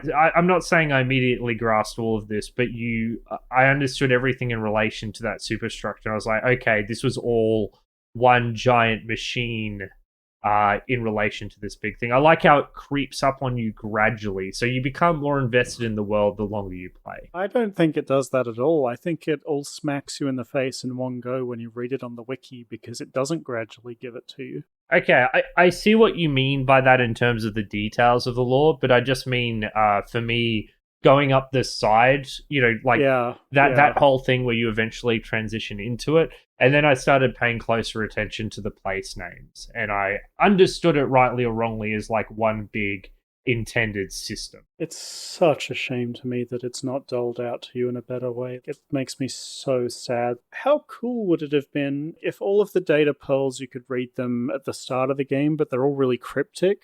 And then you get to Five Pebbles, and he gives you this bits of information which recontextualizes all of them, and suddenly you see the true meaning of them in the world. It's like that moment in The Witness where you get the twist and you're like, holy shit, it was in front of me this entire time. But no, it's not like that, and it's very disappointing. Yeah, it's particularly disappointing, I think, because as we mentioned before, the visual storytelling is so strong. Like Rainworld is a gorgeous game, and it's one of the things I love about it is the amount of detail that's in the backgrounds. There is so much. Yeah, and the writing system kind of takes from Korean and like a lot of Asian kind of inspired languages where they're kind of almost pictographic, because you can actually pick up what some of the symbol mean as you play the game, which is awesome. And then lots of symbols are actually combinations of multiple symbols. So the first karma symbol, for example, represents violence, and like the fourth one represents gluttony. And then at some point in the game, you notice that like little yellow observer that's with you, oftentimes it will point off screen and it will show this character that's a combination of violence and gluttony, and that means there's a hungry enemy chasing you down, right? Like, yeah, all of and there's these Oh, that's quite symbols all cool. over the world, and they're all combined in ways that logically are interesting and fit with, lots of, they've put heaps of thought into the visual design and the lore and the background. The only downside here is that you can be so focused on just not dying that you may miss a lot of it, because you're really encouraged to get into that animal mindset of just trying to survive. So it actually took me a while before any of this detail really became apparent. This is something I wanted to talk about a lot as well. So because of all of this, because of the way the Pearl system works, to me this suggests multiple playthroughs are kind of necessary. And after I had a lot of mixed feelings about this game when I finished it, but I immediately started playing the other character, the harder one. So on some level, I think that tells me that I like the game, even though it makes me furious. Like, this game makes me so mad when I play it, and then I keep playing more of it. So, it must be doing something right. But I started playing the second character, and I started immediately noticing stuff in the world, and I thought that was awesome.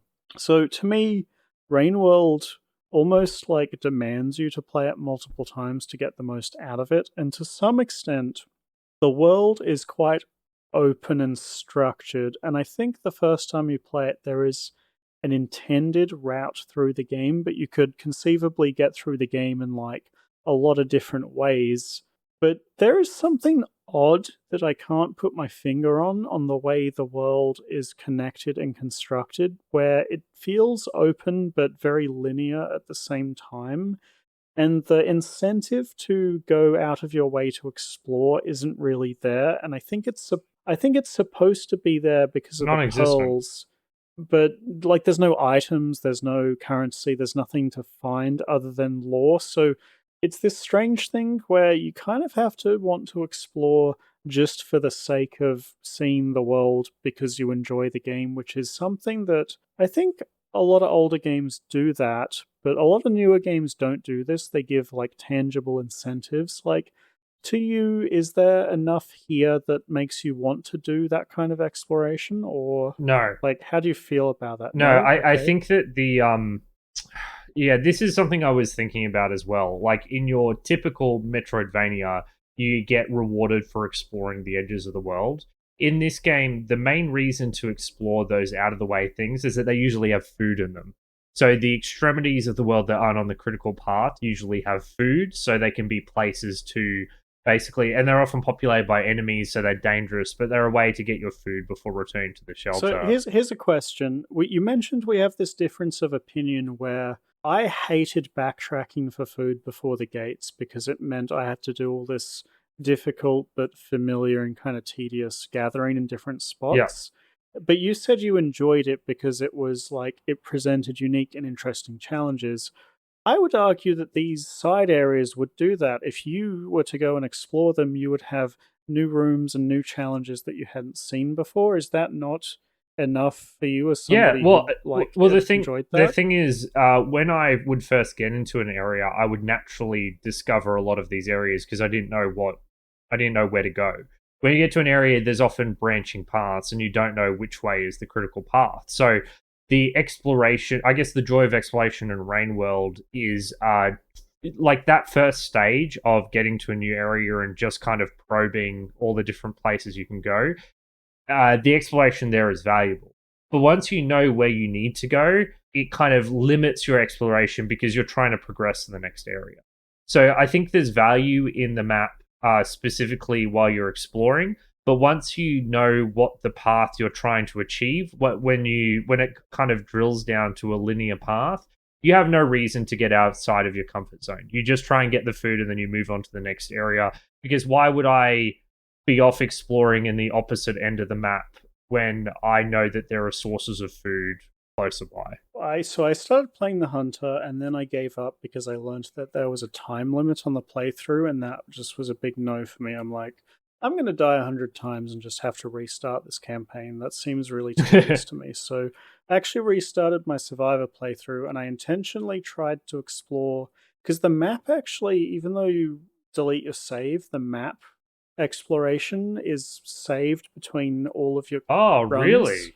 and doesn't get deleted. That's Yeah, so interesting. so my hunter had the half explored map, and my survivor had that map as well. So I intentionally went to the areas I hadn't been Hmm. before, and my path went from like the starting zone to Shaded Citadel, which to me was like, and I had to give up because Shaded Citadel from that direction is actually way harder, like the rooms, the way they're laid out. But it was kind of fun just like going, and I wasn't really expecting to enjoy. It's actually more I found it really relaxing because I wasn't like, and this is kind of, I think there's an inherent flaw to reviewing games when you're on a time limit, because you're very stressed, especially in this kind of game. Like it was in the back of my mind that I was worried I wasn't going to finish this Yeah, game you in time mentioned for that multiple recording. times. Yeah, once I'd finished the game and that stress was gone, like it was so relaxing just exploring all these other rooms. Like there was no pressure to actually finish the game, so I can just die 100 times. Doesn't matter. And I actually died a lot less because I'd already beaten the game. But yeah, honestly, it was just kind of fun walking around. But I have no, there's no like drive or motivation internally to keep doing it. But I know if I do that, I'll have fun. It's Well, weird, I right? Like know I think we're kind of hardwired to desire rewards from our games these I think a days. lot of the characters significantly change the incentives to a point where you can play a new character and get a lot out of it without having, arbitrary exploration as a goal for you, just filling out the map. So I Yeah. think that's a fine way to re-experience the game. I also don't really think it's a problem because you do get a lot of value out of the exploration in those early stages. Like when you first get to an area, exploration is front and center because you don't know where you're going, you don't know where the shelters are, you don't know what the shape of the map is. So you still have exploration. It's just not. It becomes more irrelevant as you hone in on what your goal actually is. Once again, I think if the Pearl system was better, all of this would be solved. Yeah, because that would, like I said, the pearls are often in weird ass places that I don't even know how you get to some of them, honestly. I think there's like entire regions that aren't required. Like I think there's literal regions I didn't find.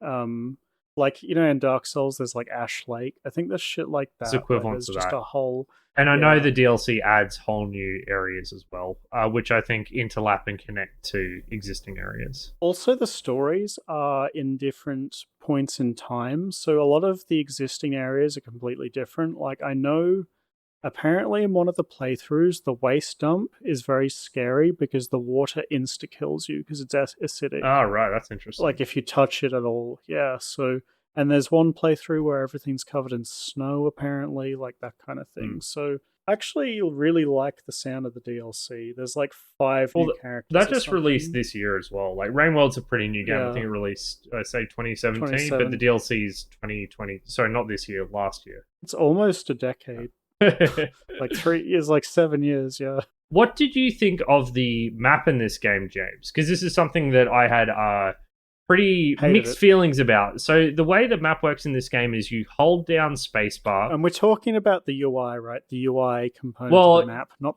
the actual layout of the well, map I think we're itself. going to talk about both. But first of all, let's talk Okay. about the map as you experience it in game. So if you hold down spacebar, what will happen is you'll get a gradually expanding map from your point of view, and the longer you hold it down, the bigger the map grows. You cannot see the whole map very easily. The map is weirdly layered over itself, so with different levels that sit in front of and behind one another. And the map is not laid out in a clear 2D fashion like it is in, say, Hollow Knight or Super Metroid. It is kind of like all weirdly, you can see the shapes of the rooms, and the connections between the rooms are not straight lines. They're often up and diagonally and on weird curves showing the connections. Yeah, because the layout of the world, even though it's a 2D game, the rooms are actually connected in a 3D space. Yes. So so you can actually, there's like Z levels to the map, which makes viewing the map in game like a Yep. nightmare. Um, You pretty much will understand the connections one or two rooms away, but after that, it becomes close to impossible to understand how it all fits together. yeah, and there's no map markers really either, which I found to be quite challenging. Yeah, I didn't mention it, but one of the things that made Industrial Zone so difficult for me is that I kept getting lost. Like, I just wouldn't Yeah, understand how it all fit together. I wouldn't understand that this path led to this path. And this all seems extremely intentional, because if you go online and you type in Rainworld map, you get a very simple and clear 2D depiction of how all the rooms connect to one another, and it makes perfect sense, and you can view it all at once. It's literally the same as Hollow Knight or Castlevania or Super Metroid. There was a way to display the map in this way, and they chose not to. What do you think of this, James? Do you think this was a good decision? Did it frustrate you at the time? don't know if it's intentionally designed to frustrate or it was a genuine attempt to simulate a 3D world in a 2D point of view. There is actual gameplay consequences of this, which I found immensely frustrating. So there is a section of the game called the Wall, where if you go through the intended path, you will start at the top of the wall and you need to scale down it. And something you realize early on is that the wall has two sections. You can either go right down these like little tubes and tunnels and dropping down scaffolding and that kind of thing, or you can take the speedy option down the left, which is just to jump off the side, fall, and then grab on a pole and then drop again. We can do a bit of both. Yeah, we can do a bit of both. I obsessed with the speedy option because I have no patience, so I'm like I want to go as fast as possible. Now, if you drop below the screen in the wall, it will transition to the next area and you'll, appear at the top of the screen and you'll start falling again. The issue is when the bottom of the map doesn't connect down, but it connects forwards in Z levels, so you have to take a pipe instead. If you fall down on this section, you die instantly. Hmm. So what happened to me several times is that I would drop down, drop down, drop down, drop down, drop down like 4 to 6 screens in a row, and then be like, oh, there's a thing there, I'll grab it and drop one more, and then you just died because I didn't notice it was one of these rooms that connects. Now, if you know that's happening, you can look at the room and be like, oh, there's a pipe in the corner. It must be a fucky room. I'll open the map and And check. usually But there'll be like, a pole extending down through the floor if you can actually go down through it. That was the other thing I looked for. but it's basically guaranteed that you're going to die because of this multiple times, I right? I Like, definitely died to not understanding that I couldn't go jump off a level. It happened to me earlier in the first section after Oh no, right I at the don't think beginning of Industrial Zone, actually. I don't think the actual visual design of the room suggests that you're moving in a Z level. It still looks visually like if you connected the rooms top to bottom, it would still look like they connected almost seamlessly, I think. Okay, so here's how I feel. I think the main advantage of this system is that it works with the time pressure. Because understanding how to navigate through the world is difficult, like that being a difficult thing to figure out, and it happening in real time, it doesn't pause the game. It means that looking at your map is stressful, particularly if an Yeah. enemy appears. It's stressful.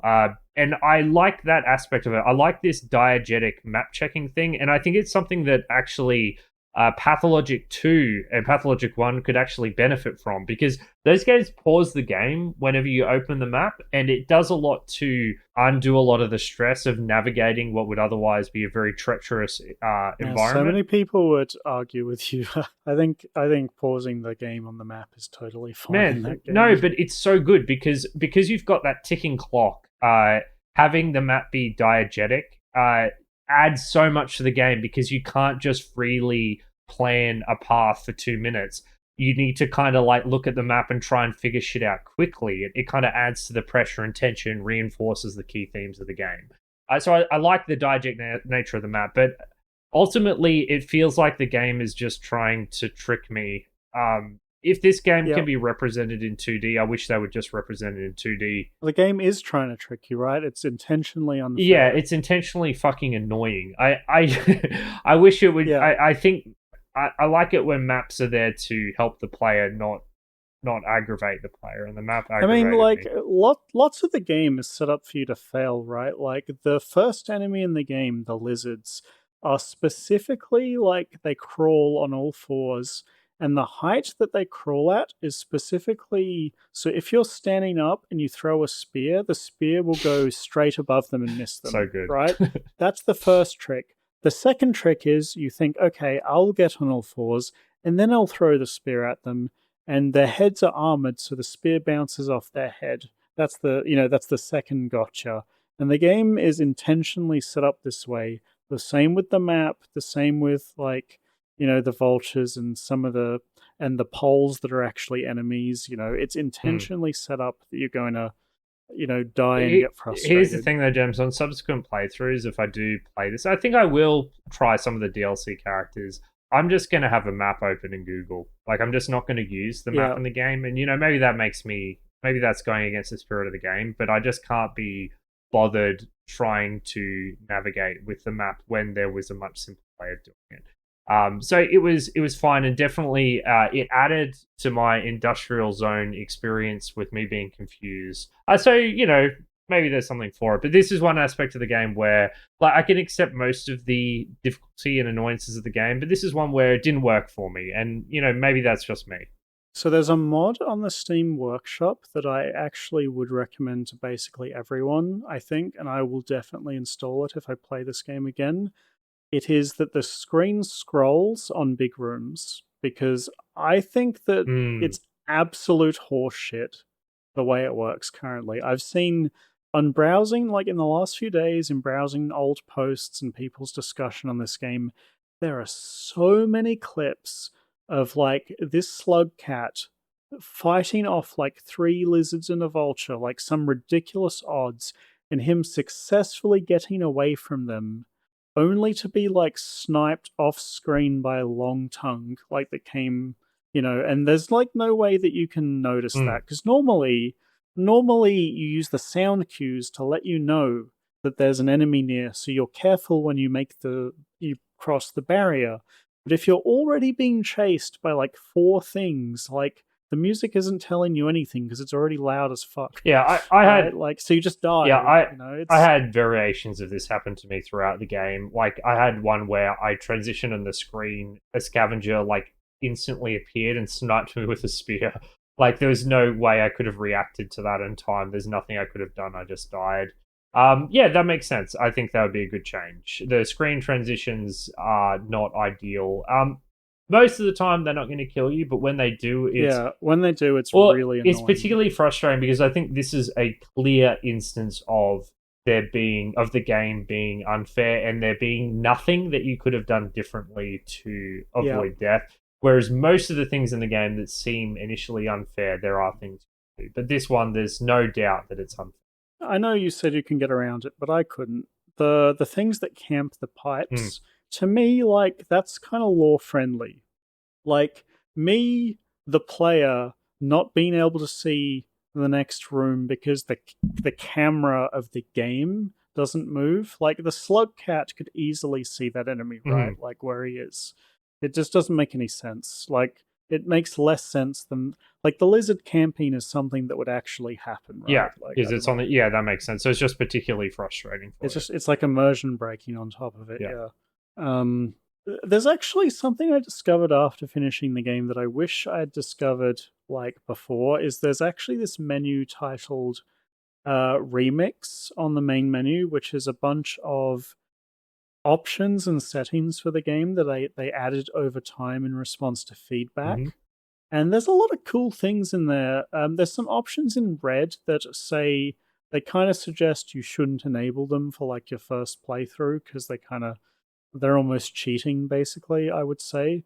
But there's some options in there that I think are just nice quality of life. One of them in particular, the way it's phrased is it's trying not to spoil things. It's called like, it allows you to throw spears in different directions under certain circumstances. And what this is meaning is that during a particular movement tech where you kind of do a somersault, it lets you throw spears vertically, which is something you can't do ever normally. Maybe in the that's DLC awesome. you can do it automatically, because I swear I've seen gifs of people do that, but maybe it's only with the advanced options. Yeah, I think that makes the game better because it's actually quite skill intensive to do that to begin with. So it's not really going to, your first playthrough, you might not even discover that, right? What I think is interesting is you said that a lot of these tweaks they came into place off the back of player feedback. And I think it's interesting, not that I don't think you need to play with any of these enabled, but it shows that the developers are aware of, I guess, little critiques of their systems and how they can be tweaked to give slightly different outcomes. Sounds like they disagree, which is why they made them optional. I mean, sure. But they're willing to let people do it. Yeah. That's fine to me. But it also just shows a willingness to explore and experiment with different iterations of the system, which is very apt with the iterators in this game. Hey, James. Yeah. Did you have anything more you wanted to touch on, James, or do you want to move to final impressions? There's one more thing. I think the way this game teaches the player is terrible. Okay, go on. So the game either teaches the player in a very on the nose manner, or it doesn't teach the player at all. So at the start of each playthrough, you get actual text on screen that says, "This is how you do this. You must," like it says on screen, you are hungry. You must find a gate to survive. Like it literally tells you in text what to do. And I think that's very heavy-handed. I honestly think it should have let me figure that out. And it also very blatantly tells you how to do certain movement options, which, like, when you pause the game, it tells you, press this button, then this button to do this. It is pretty unintuitive and it's necessary, so I don't know how else they're meant to teach that to you. Okay, to me, the golden shining example of this is when in Super Metroid you get trapped down that pit and the only way to get out is to learn how to wall jump, but you don't know that that's even a thing in the game. But there are these little animals doing wall jumps and you are like, maybe I could do that, and you try and it took me like 20 minutes to get the hang of it because it's actually really it's got a weird timing. But the way I figured it out. The way you do the long leap is like very specific. Like it's you hold down the jump key while crouched over. So I mean, if there was another slug cat that did like it crouched and then it charged up, maybe. I would have figured it out. Maybe. Okay. Yeah. I actually think the controls are maybe too specific sometimes. Because they're very simple. They're just the movement keys. You have a jump key, you have a pickup key, and you have a throw key. And then everything is an iteration.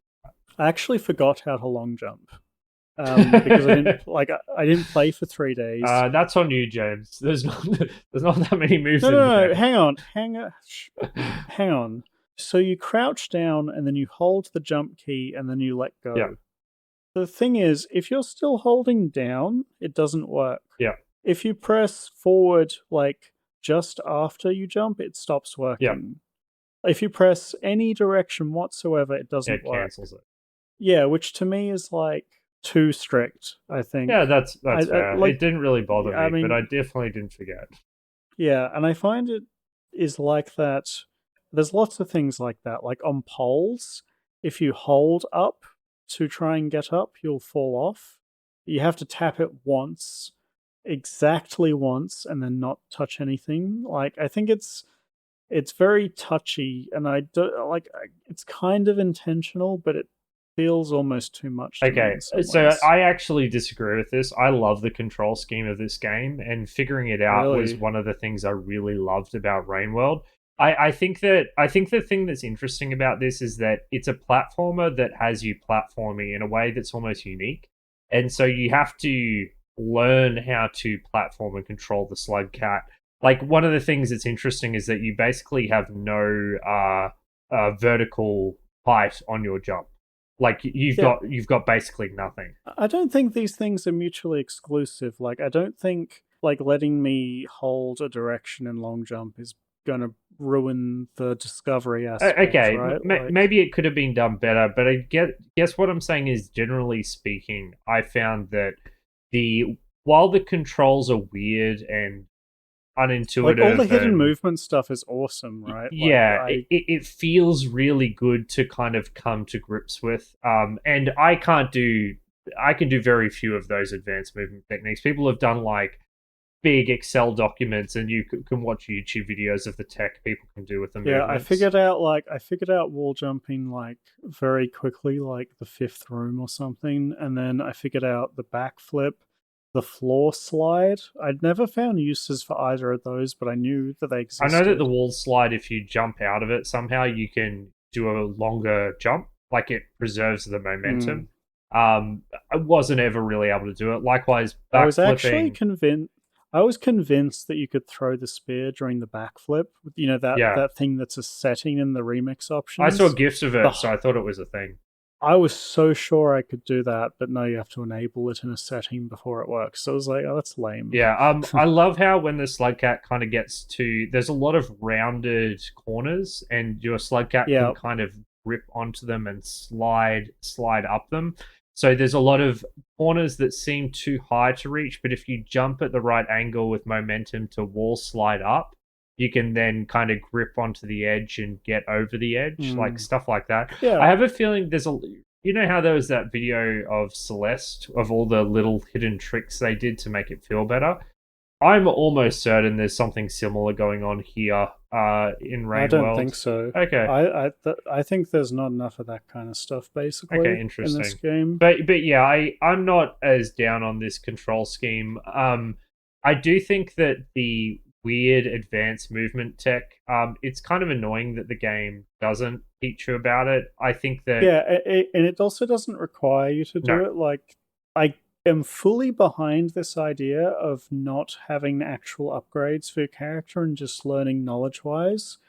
I wish the game had put you in situations that forced you to learn these things and escalated the difficulty of platforming around accordingly mm, with you learning these things, but it just doesn't feel that way. So you can actually get through the whole game with a very flat learning experience in terms of the movement, which maybe it's more accessible or something, but I already think the game's so hard at a baseline that like you should be expecting and trying to nudge your players into learning these well, like I things. said, I think that the challenge is when the platforming gets combined with enemies. And so if they'd made the platforming too difficult, when there was an enemy there, it would move close to impossible. Because can you imagine trying to pull off a difficult movement tech while you're trying to just escape a lizard with a tongue I that's chasing can, you you? would die. Yeah. But like that's But but I feel then you like push you the already had that experience. You already died a million times doing like I died a million times doing basic jumps, Yeah, right? So it's like no different. It's just extends. But so instead of dying to basic jumps, I'm dying while doing fancy jumps. okay, Like like, I don't. listen, maybe you're right. Maybe that would have been another good way to escalate the difficulty as you move through. For me, the game was difficult enough for a first playthrough. I didn't need an Yeah. additional layer. I kind of liked that the platforming was simple, but I gained an appropriate mastery over it for the course of the It game. also might be that I gave up on going through Sky Islands because I rage quit and just went through the easy way Yeah, instead. the areas I was going through were definitely tricky at times. Like yeah, once I gave up, I finished the game in like less than 3 hours or Yeah, I was. something. It was Like funny because you told me that. I'm like, I'll be fine, and then it probably took me another, I don't know, 6 to 7 hours just to get through these few levels. They were kicking my ass so bad, James. yeah, I was like, oh, industrial zone's so easy. Oh, the pipes You are actually easy, told me to whatever. go the other way. I'm like, nope, I'm doing it this way. Yeah, I did. It was Yeah, like, well, have I fun. did have fun. Well, in a manner of speaking. Did you? God. Yeah, so I had little bits like that, but that's most of what I wanted to talk about, James. I'm happy to move on to final impressions. All right, Patrick, give us your final impressions. So Rainworld gets a recommend from me. I think this is a really good game. I think that the basic fundamental gameplay loop of exploration, gathering food, surviving enemy encounters, coming to grips with the controls and getting a sense of mastery of them, gaining knowledge over the course of the game and being able to exploit that knowledge, whether it's using certain foods to bait people away, using sound, understanding the limitations of enemies' move sets and how to avoid them. All with that ever ticking clock adding tension to every single encounter is amazing. I think that the karma system is essential. I think you need to be punished on death to have it all work. There's basically a lot of elements of this game which are fairly innocuous by themselves, but cohesively they deliver an excellent experience. That being said, the game is not flawless. There's parts of this game, particularly the leg, is where it really stood out to me, where it felt like I was giving limited options to deal with this problem, and there was nothing I could really do creatively to solve it. I think that there is unfairness of in the world, which is bullshit sometimes. I kind of accept that as a consequence of a broader dynamic system that in 5 to 10% of cases, you're going to get instances where things are just impossible to deal with. And I kind of accept that, but it's still frustrating when it happens. I think the story of this game is incredible, and I've really enjoyed consuming all of the lore in relation to it. But I do think that the way the story is delivered is very poor. I think these pearls are shit. I think it could have been done better while preserving the intent of the system, but the way they chose to do it just pushes you to not explore it, which in my mind isn't good. Yeah, I'm very high on Rainworld. I think it's a very good game. I'm keen to explore the DLC, but maybe after a bit more of a relaxing game first. I think I need a break, but I'm sure I'll be coming back to it. So I also recommend Rainworld, but I do so with a lot of asterisks. This is not a flawless game. I think it actually has a lot of major problems. To me, when we did a game like there's lots of games that try really interesting things, like when we did Pathologic 2, and succeed at those interesting things. I think Rainworld tries many really cool ideas and succeeds at most of them. And the places it doesn't succeed stand out really harshly against what is otherwise a brilliant game. And I think that if you play this game, you need to go into it with the expectation that at some point you're going to have a completely miserable experience that makes you not want to play it anymore. And I would recommend pushing through that because at the end of the day, it's a really rewarding experience that, on reflection, you can really see the progress you've made in terms of knowledge and skill set. But, I still think that there was heaps of room for the developers to kind of sand off the roughest of the rough edges because at the core of it, I think the rough edges are important. It's important for you to suffer a little bit in this game to get the most out of, the narrative, what the game's trying to do tonally and atmospherically, but it goes too far sometimes and it's not intentional, right? Like this game is set up with lots of intricate interlocking randomized systems that sometimes roll snake eyes and you just have an awful experience. So go into the game with that understanding, and maybe, if you're expecting it, it won't be as bad as it was for me. It was quite terrible at some points, like probably, bottom three experiences ever. But the flip side was a really rewarding, really interesting, beautiful game that I really like. And even though I got furious at it, I immediately started playing it again, right? Mm-hmm. So it's hard for me to say I don't love it, because I do really. And the things that make me angriest do so because I like it so much. It frustrates me that the game could have been this flawless masterpiece, but it's not. The story that I've read is some of the most interesting in a game ever, basically. I think it's awesome.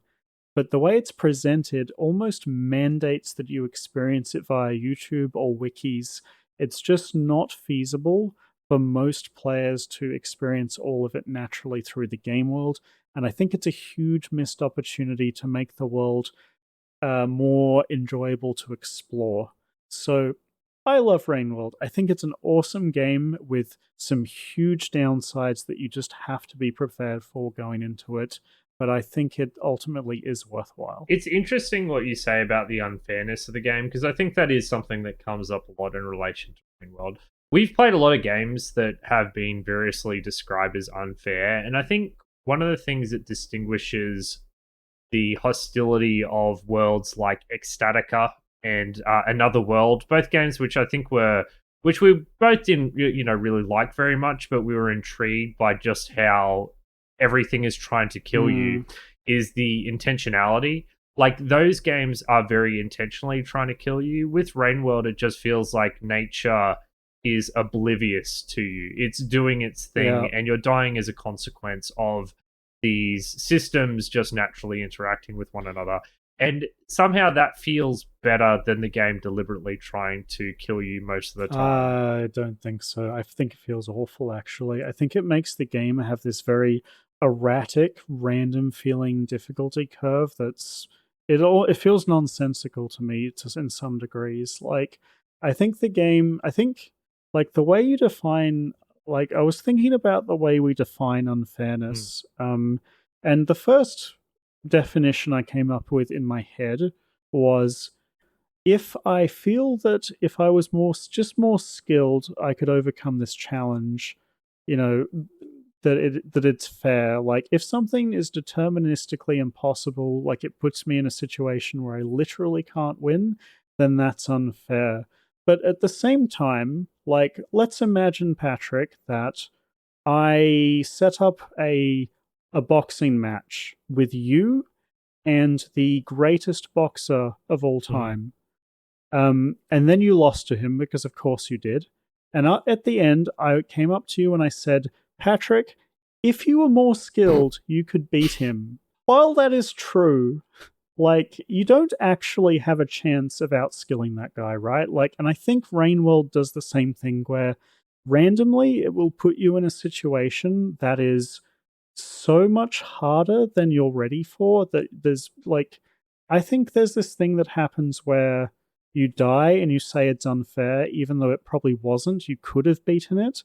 But I think the opposite happens too, where you think, I could have beaten that, when you actually probably couldn't, you know? But I mean, okay, so it puts you in spots where realistically you literally couldn't have beaten it. I mean, that's even though a more skilled player okay, could. sure. That happens sometimes in this game. I don't think it happens at such a frequency that the game It's as a hard to whole feels know. unfair. I think that it's. I think most of the time when you die, I had ownership of my mistake and felt that I could have done better. Not always, but I would say 90 to 95% of the time. Every time I feel that, I wonder how much of it is ego. Like, am I overestimating myself when I'm like, I could have beaten I that? don't Like, think so. could I actually? I think that particularly when you first start playing this game, controlling the slug cat is really hard. At least it was for me. Like, I was failing basic jumps and all kinds of things, and I think that the that combined with you just not knowing what the hell is going on and what's a threat and how to deal with it. Like, I was hiding from those those fly things for a long time before I even realized they were neutral. I hid from, you know how there are those bugs that when you spear them, they drop a bunch of food? I was terrified of those things, man. I thought they were out to suck my brains or something. I would hide from those them. worms in the garbage waste. I fought every single one. Exactly. And died to all of them like 10 times. So I think your lack of knowledge, the general hostility of the world, the ease at which you die, and the fact that controlling it is so hard means that you're regularly dying to moments of panic and not understanding. But, you kind of grasp that if you were better at controlling the slug cat or were quicker off the uptake, you would have been able to avoid that death. Yeah. Alrighty, so that about does it. Thank you so much for listening to us talk all about Rainworld. James and I are the Retrospectives podcast. You can find all of our content on our website, which is rspodcast.net. It's got links to all of our the games that we've played over the past 5 years now, a bunch of articles we've written, and links to all of our socials, the most important of which is our Discord server. Our Discord server is where we take game recommendations, and it's where we do all of our interaction with our community. Just last episode, we had our mailbag episode, which is great fun. I've got to answer a lot of questions, go outside the beaten path. It's always a pleasure doing these games that aren't retro games, getting to explore what a lot of these modern indie developers have done with pushing game systems in ways that the AAA industry kind of hasn't. So if there's a modern game that you're interested in us exploring, we'd love for you to suggest it. We only do one of these a year, but that could always change. We're a podcast, we're on no strict schedule. That does it. What are we doing next over the next 3 weeks, James? Next year? What are we doing after we have completed Rainworld? Oh, this is going to be great. I'm quite excited for this game. Like, less so to play it and more so just to sit back and listen to Patrick rant, because we're finally going and doing another JRPG after what feels like a long time of me feeling too bad to pick it's been like 70 episodes or something absurd. Yeah, it's been long enough. So we're gonna pick. I picked Luna because I hadn't played it and I thought it was it would be fun. But I'm gonna because Patrick's. I don't know. I'm gonna pick something more pedestrian and straightforward. So we're just gonna go with Final Fantasy VII because it's the most. I think it's the one that the Western audience thinks of first when they think of retro JRPGs. So we're going to go with that. I tried playing it when I was younger and thought it was okay, but never really vibed with it the same way as I did with 10. I'd love the concept of all the story. I know it quite thoroughly at this point. But I'm kind of curious to know if it holds up years later. Yeah, I'm obviously terrified of this. I'm terrified of becoming the monster that I did become on the Luna episode. But at least Final Fantasy VII does seem to have a very intriguing world. The world building here is very different from your standard JRPG. It seems to be in some industrial-ish steampunk setting where you play as an eco-terrorist. And already that setup is pretty amazing. So if the story is good enough, maybe I'll be able to overlook what I'm sure is interesting gameplay, but I guess I'm just going to have to play it and find out. I started playing on the Switch version. I think you started playing on the Steam release. Yes. Yeah. The Switch version, if you click in the thumbstick, goes to 3 times speed, which I think you're going to be jealous of. Probably, but realistically, it's quite a long game, and I'm just not going to finish it on the Switch. And I do want to finish it. This is a game where you can't get 3/4 of the way through and render judgment, I don't think. So I'm going to be putting the hours in, putting in my penal time in order to complete the game. I'm quite looking forward to it, actually. When I was a kid, I have this really strong memory of being this naive child, and this was probably around when the PS3 just came out. Mm-hmm. I really wanted to play this game, right? And my mother asked me what I wanted for Christmas, and I said this game, right? And this was the PS3 had just started, so this wouldn't be in stock anywhere in Australia. But Mum went around the place asking the game stores for copy of this game, and I can only imagine the blank looks the checkout people would have given her to that request. But I didn't know back then, right? That's so funny. So funny, so painful to think. And then she got you now, Final Fantasy X instead. I think I already owned it at that point. Okay. Yeah, I'd rented that game enough times from Blockbuster that she knew. Alrighty, so we will see you in 3 weeks for what will undoubtedly be much pain and suffering for Final Fantasy VII. Well, I mean, we already did that this episode, so it's just more of the same, really. But see you later, guys.